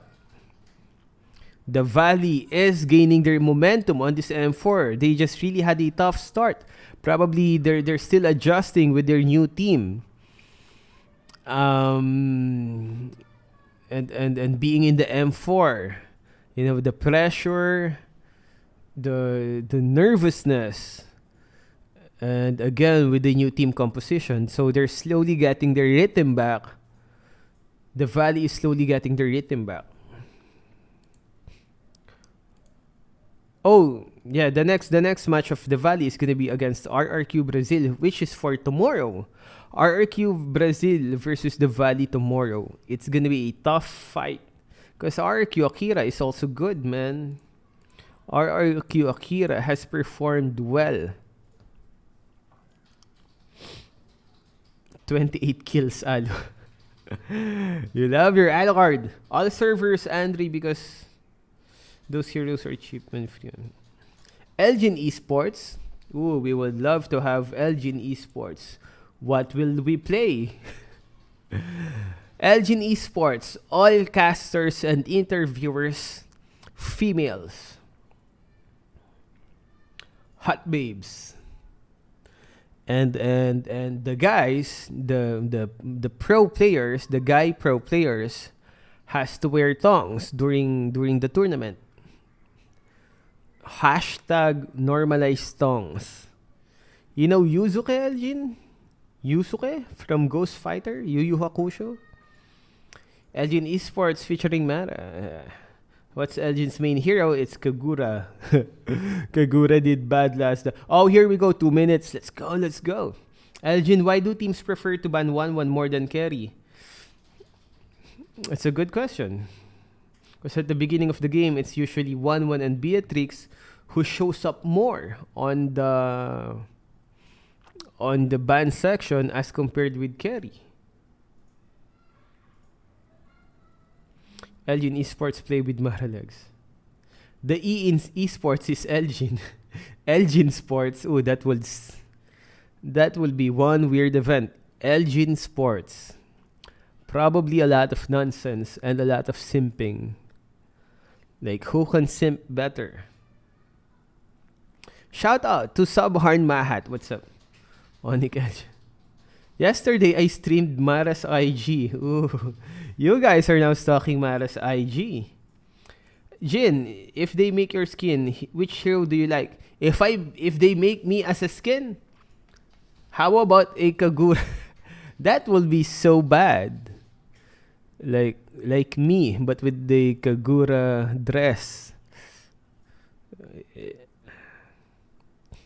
Umbrella is the best of Edge. Shout out to the real Sahalkan. The real Sahalkan. What's up? Elgin as Balmond. Ooh, that will be better than our first idea. Elgin Kagura. 1-1 is able to completely turn around the clash. Yeah, I guess so. El Kagura. Take my money. This is gonna be hard to see, man. Hiking marker. Thank you, bro. When's the next game? After this is gonna be the last match. Candelaria Peramia. Candelaria Peramia. This is gonna be the last match. Whoever wins is gonna move to the next stage against the loser of the RRQ versus Blacklist. And the next game is gonna be Blacklist versus RRQ. Hoshi. Here we go. Draft pick. Let's listen to the shoutcaster's thoughts about this draft pick. Let's see which team will get the better draft pick. Hopefully INC gets their crap together. Stay as the first pick. Falcon on the red side. Same exact bans for the first two bans, but now you're seeing a difference. Herod instantly respected right now. That means the Valentina is still up for grabs. Last game they banned Veramis, Valentina, Kadita. 1-1 still going to be the option here, and I do believe that Falcon might just go for another. Actually, at this point with the Herod ban, they might actually go for a carry ban. They might, you know, because right now you have Owen being banned. Carry is one of the characters that's so hard to deal with, and without the trump card that Falcon has to really counter it with the Granger, it's going to be hard to let it open, right? I mean, there are not too much direct counters. If you talk about in lane, you can pick the Leslie, but Leslie in the current meta right now is just not the favorite, right? It's more favoring towards the attack speed marksmen, and it's really easily dove. So here we go. Let's see the next round of bans. I mean, it's business time. All right. You know what I'm thinking? Falcon, it's up to Falcon's job to ban the carry away, Incendio to ban that glue. But this also means that Falcon will have access to that. Okay, no, it's the other way around.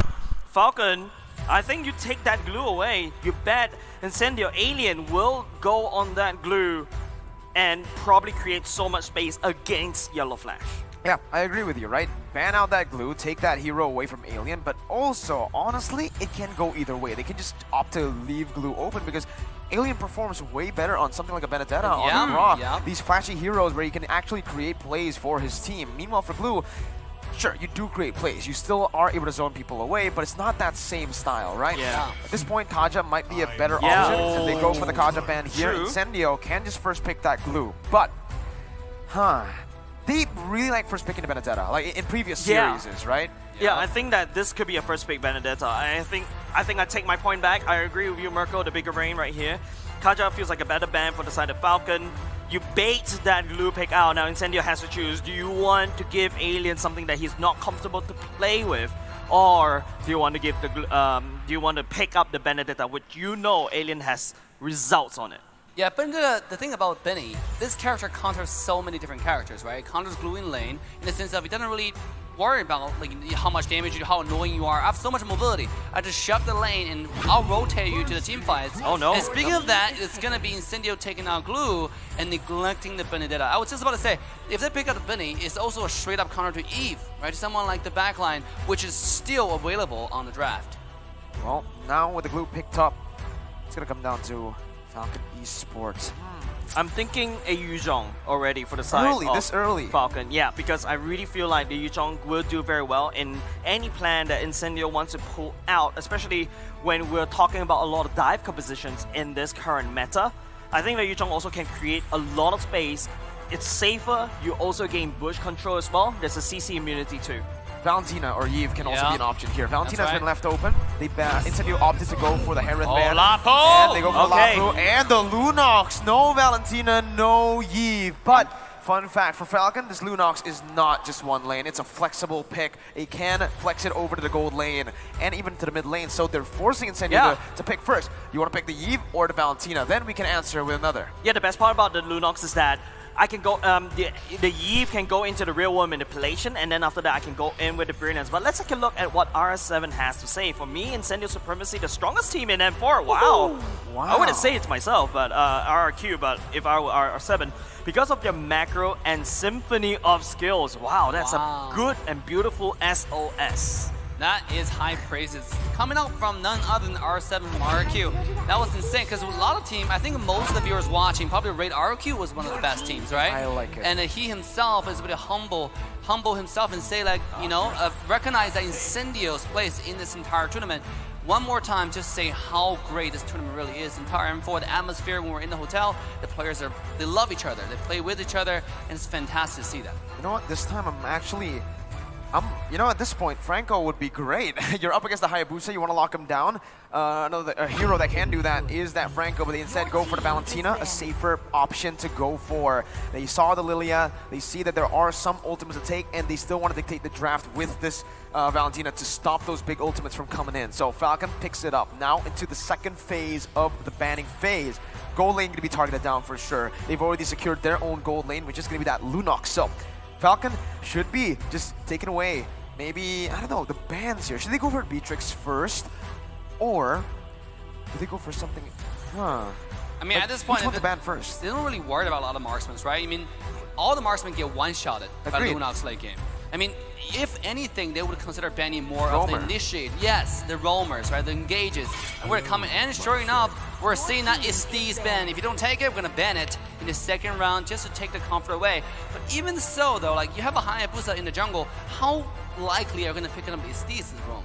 Yeah. I feel like Incendio just doesn't want to go for the Estus already right off the bat. Looking at what, you know, Incendio has drafted thus far, you already have a Hayabusa which would not enjoy that healing factor when you go in with a Shadow Kill.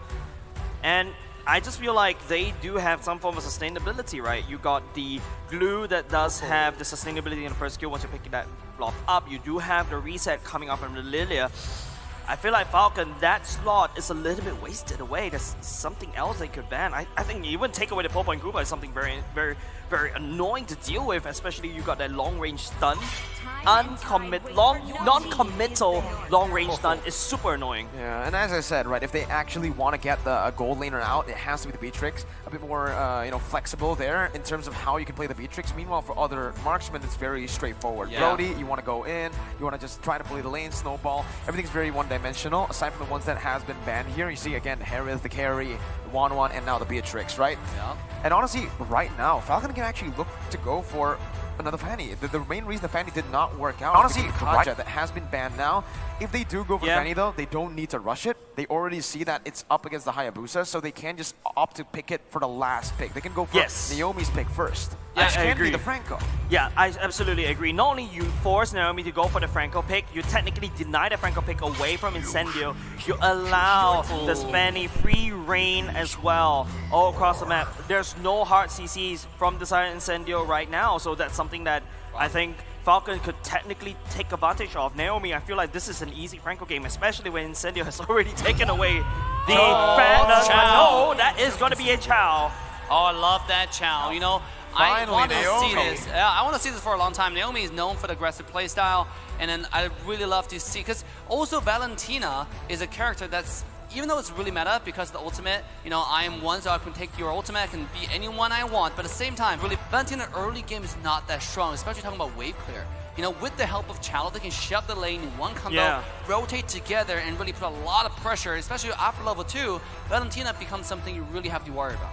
Now, this is the big question, right? Incendio, if they want to get out of the lockdown, they want to go for something like a Diggy, but remember, the Valentina is up for grab. Oh, well, the Valentina has been picked up, so that time journey is going to be massive to steal away from. They go for the Joy instead. That has been left open, and now this is the big question. The Roamer.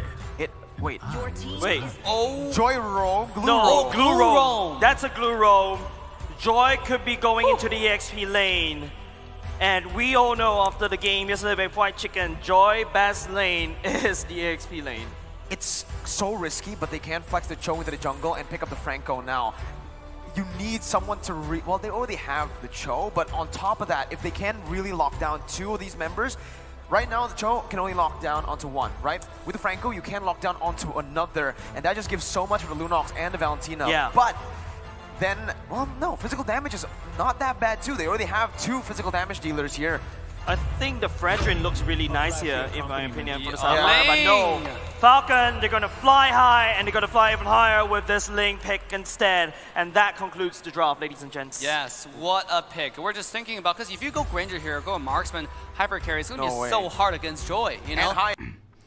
Yo, Sauce, please. Thank you for the $2, $2.79, man. The score right now is 2-2. Thank you for the donation and support. It's 2-2 right now, so this is gonna be the last game.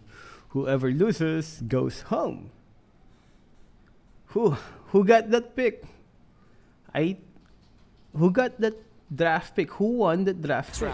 Ladies and gentlemen, it's like what we like to say, this is do or die. You can see the fans in the stands showing, you know, the support to their preferred team, waving their flags up high, showing the love, showing the support, even if it's in another country. There's 2 going in.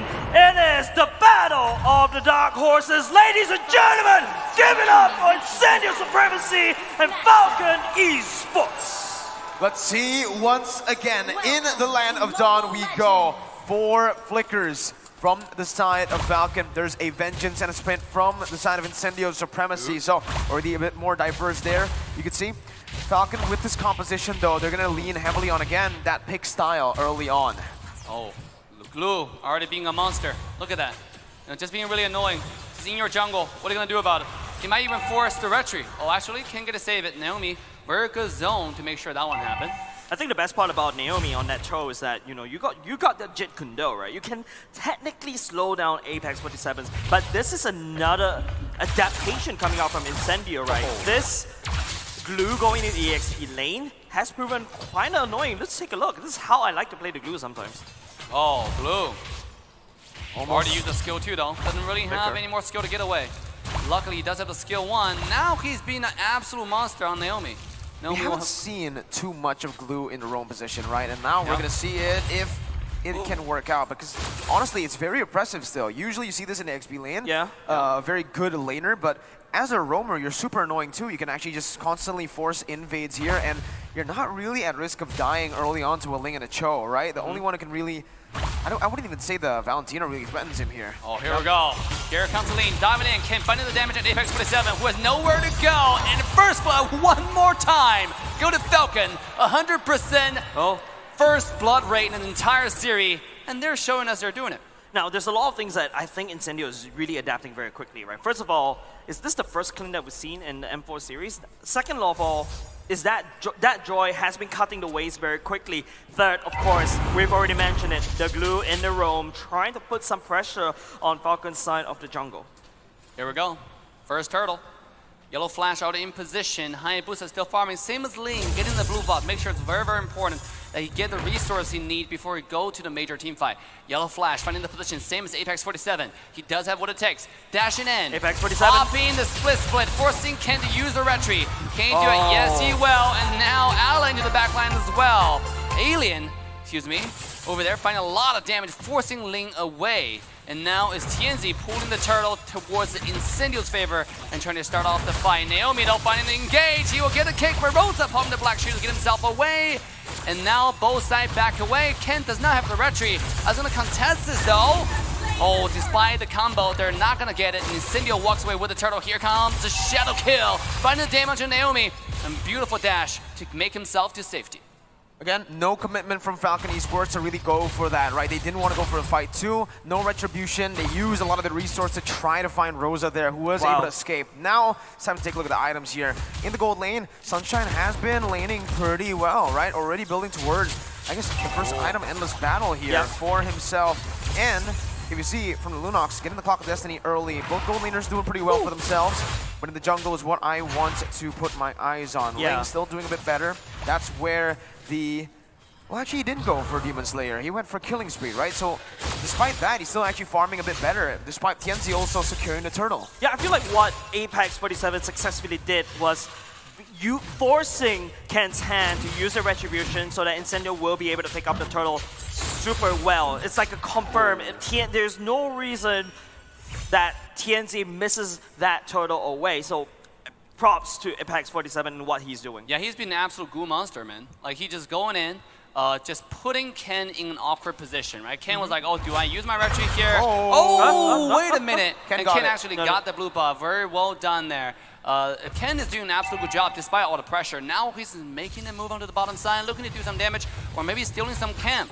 Knowing that bottom EXP lane is going to be one-on-one. But now, no more vengeance. Oh, beautiful stun onto Alien, who's taking very low. Dash number 1, dash number 2. A shadow kill. Will Thunder Retaliation will find the kill, and TNZ popping off. You can climb on the wall, but TNZ is that annoying shadow just following you like an obsessive girlfriend. Yeah, okay, I like that. Top of the Blades, though, it was used by Ken there to find the kill. Unfortunately, Alien is so mobile. Ken just get away from that. And Ken didn't get the middle down, right? So he did not actually get the CC down onto Alien. It was a choice he made so that he could actually catch the blades nearest to Alien, but it just did not work out. And without the Thames of Blades, it's just so easy for the Hayabusa to get that kill down. Yep, retribution check right now. Both these two junglers does have it. Apex 47 unable to replicate what he did earlier. In the meantime, it is Apex 47 that's setting up for that turtle.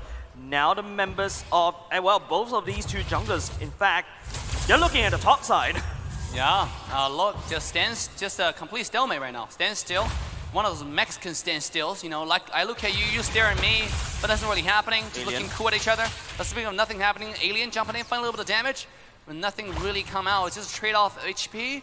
Both sides are still pretty healthy. Yellow Flash is looking to do something serious. Meanwhile, on the bottom side, one more time is going to be the Alien who finds a lane priority. Speaking of lane priority, Naomi in trouble, had to dash himself away to safety.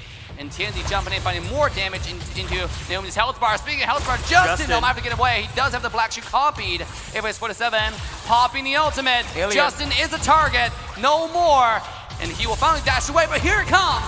Beautiful Apex 47 with a split will force the Flicker coming out, but it's Chao being taken out. TNZ one more time, slaying the support. Yellow Flash finding the Braves Warrior. Flicker coming out. Rosa is the target. Can he find a kill? Meanwhile, at the same time, it is Luna finding a double kill onto the side. Zipix find themselves in the team fight. He's popping off. Rosa will be taken out one more time. Kane is slaying this game. A 1-4-3 trade. I take that any day if you're signing Falcon. Right now, the gold lead looks almost the same, but rest assured, with this turtle slain, it's gonna lean towards Falcon. Incendio definitely overextended there in that team fight, right? They initially got the better pressure down. They were able to poke Falcon Esports back from the turtle to actually go for it, but no, they then kept on going. Alien, even just under the tier 1, right between the tier 1 and 2. Alien now gonna be caught again. Here we go, he does have the ultimate, gives himself a little shield, trying to get himself away, but ultimate comes out, tips the blade to finish off the kill. And this time, the shadow kill is not gonna be either in time.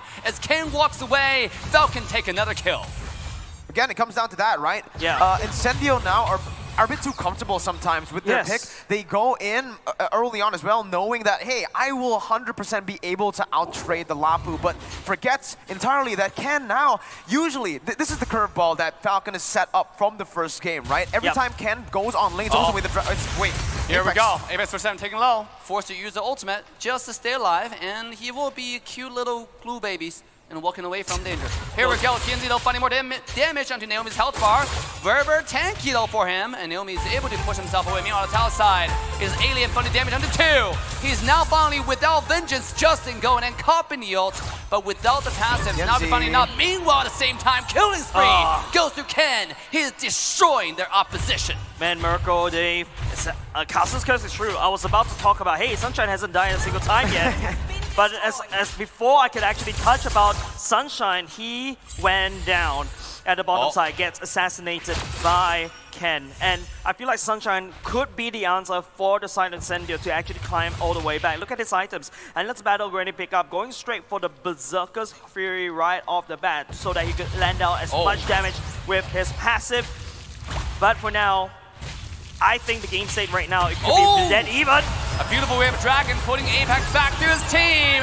And Naomi will make sure this is Apex finding himself between the black and white screen. Ken coming in, finding kill number 2. Ascension being taken out. Incendio Alien in the front line, but not going to be finding any damage now. Justin with the black shoes will secure a triple kill to Falcon and walking away safely.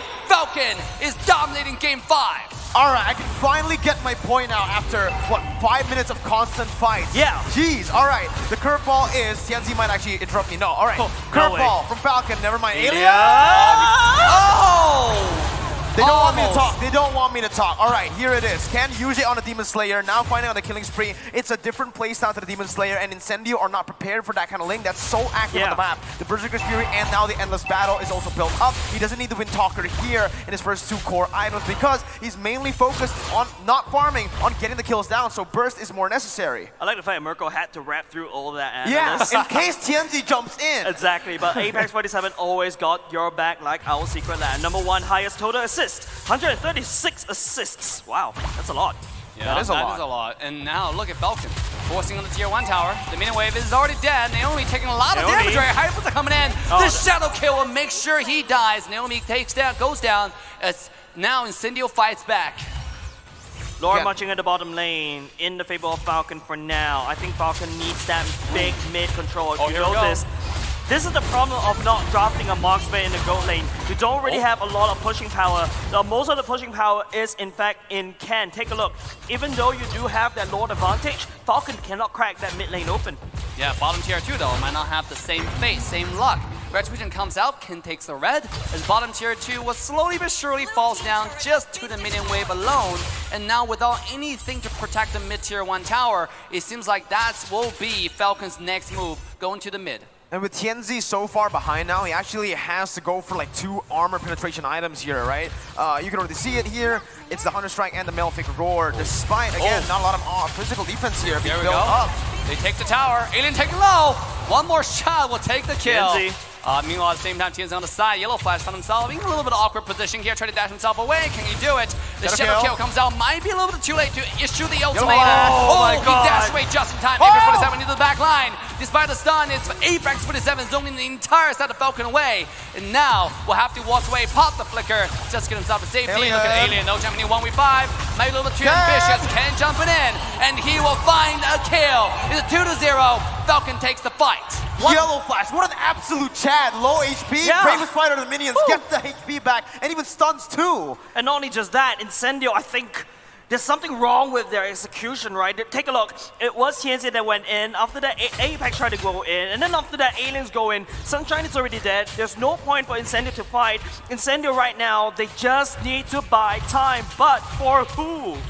Time is running out. Time is running out for Incendio, right? For Sunshine, right? You can really just say Sunshine and Rosa, they are going to be the late game carries. But looking at that, Sunshine's so easy to catch again. For Falcon, right? They have so much dive. Practically every single member here can dive towards Sunshine. And Sunshine's most of the time in the team fights running away instead of dealing damage.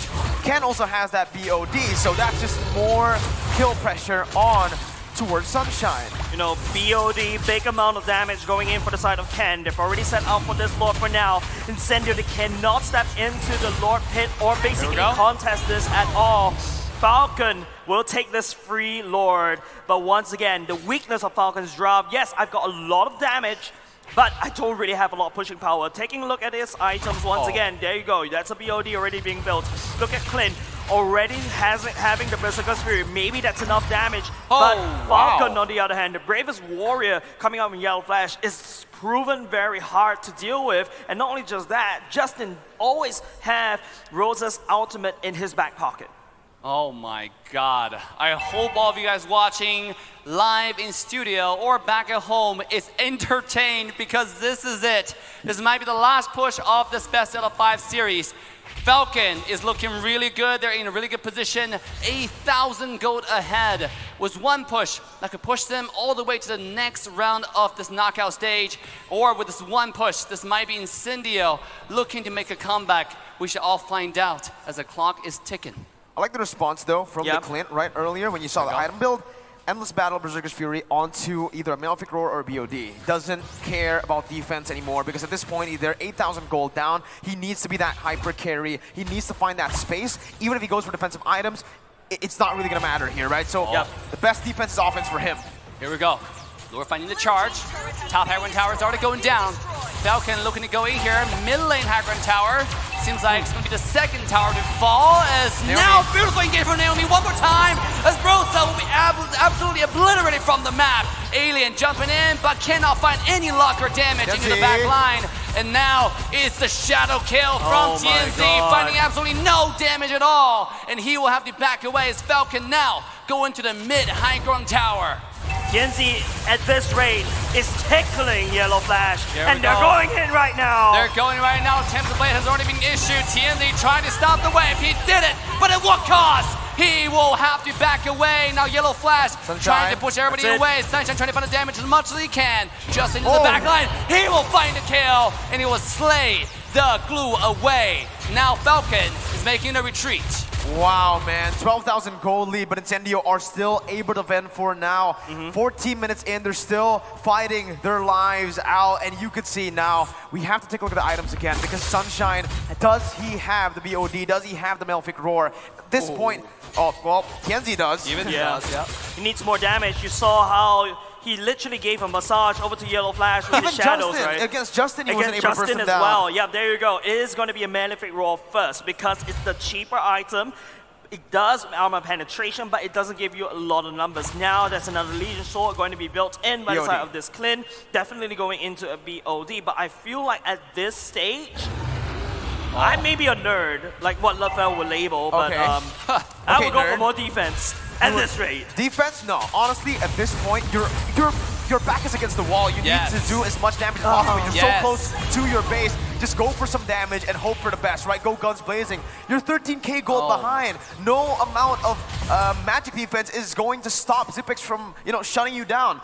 You can one-shot Zipex before you get one-shotted. That's the game plan here. Hey, by the way, I just want to say, even though everybody's saying Falcon doesn't have a marksman, but look at how fast a Lord just got shredded away, right? Lunox, dude. Lunox, dude. He just jumped in, went into the dark form. Like, next thing you blink your eye, the Lord is gone. This is the reason why, Dave, I wish that the Lunox KO shot actually applies onto the turret. Because you can see how the turret could just melt if that's the case, but unfortunately, it is going to be a Falcon Lord marching in the face of Incendio. Justin looking to the damage. Oh, Naomi coming to engage in the lean. This Ken. Everybody's being pushed away. This is Falcon's Hurricane going through the face of Incendio. Lord being taken away. Beautiful defense so far from Apex. He finds a glue. Shut down. Out to Zipex.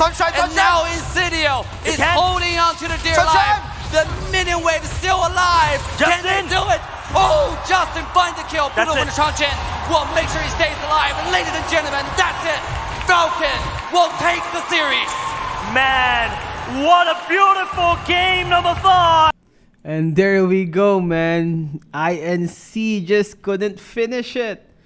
Falcon showing us why there were the top groups during the group stage, man. That was close for Falcon, but still Great job for INC, man. INC had already surprised us a lot.